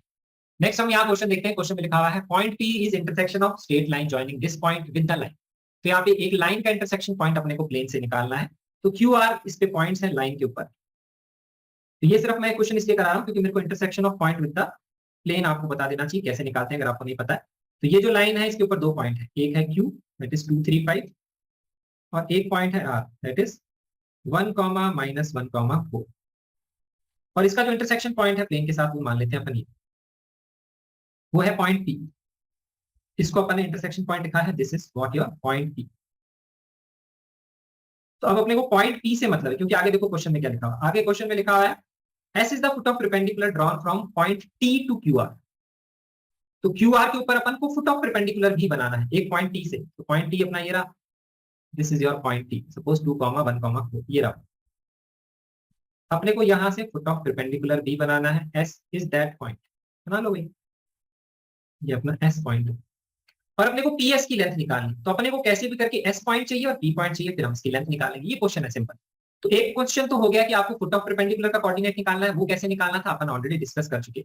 अब अपने को सिर्फ लाइन ऑफ इंटरसेक्शन निकालना है, तो वो अपन डिस्कस कर लेते हैं। तो ये जो लाइन है, अगर इसकी बात करेंगे तो इसकी इक्वेशन अगर मैं लिखना चाहूंगा तो इसकी इक्वेशन लिखूंगा एक पॉइंट से, तो मैं लिख सकता हूँ x minus one bye direction, direction क्या है 1 minus 2 that is -1, I cap का डिफरेंस लिखना है। फिर ये आएगा y प्लस 1, आपको इक्वेशन लिखनी आती होगी, -1 -3 हो जाएगा -4, फिर z minus 4 upon 4 minus 5 that is -1। तो अब यहाँ पे सबको नेगेटिव ले लें या सबको पॉजिटिव ले लें, उससे फर्क नहीं पड़ेगा, तो मैं ये हटा देता हूँ, ऐसे भी लिख सकते हैं क्योंकि डायरेक्शन रेशियो ही है। फिर अब पॉइंट पी कैसे निकालते हैं, point P is the point on the line, तो पहली कंडीशन लगाते हैं। जो इंटरसेक्शन पॉइंट होता है प्लेन और लाइन का, intersection point of plane and line का कंडीशन क्या होती है कि जो पॉइंट पी है it lies on the plane, ठीक, ये कंडीशन लगाते हैं। और ये कंडीशन लगाते हैं it lies on the line, तभी तो वो यहाँ पे इंटरसेक्शन पॉइंट होगा, दोनों पे लाई करेगा। लाइन पे लाई करने वाला पॉइंट हम कैसे लिखते हैं, general point on the line. तो जनरल पॉइंट अगर आप लाइन लिखोगे तो एक्स की वैल्यू लिखोगे लैम्डा प्लस 1, वाई की वैल्यू आ जाएगी 4 लैम्डा माइनस 1, जेड की वैल्यू आ जाएगी लैम्डा प्लस 4। और फिर हम इसमें कंडीशन लगाएंगे कि ये जो पॉइंट है ये लाई करता है प्लेन के ऊपर ऑल्सो। तो प्लेन अपना क्या है equation 5x minus 4y minus Z equal to 1। और अगर ये प्लेन पे लाई करता है मतलब प्लेन की इक्वेशन को सेटिस्फाई करेगा। तो यहाँ पे अगर अपन कुछ कर देंगे lambda plus 1 minus 4 times of 4 lambda minus 1 plus lambda minus of lambda plus 4 equal to 1। तो इससे अपन क्या कर सकते हैं, यहाँ से लैम्डा निकाल सकते हैं। Once you know the lambda, put the value of lambda here, you can find X Y Z, that is the coordinate of point P. Point P निकल गया, एस निकल गया, फिर आप यहाँ पे निकाल सकते हैं इनके बीच का डिस्टेंस क्या होगा।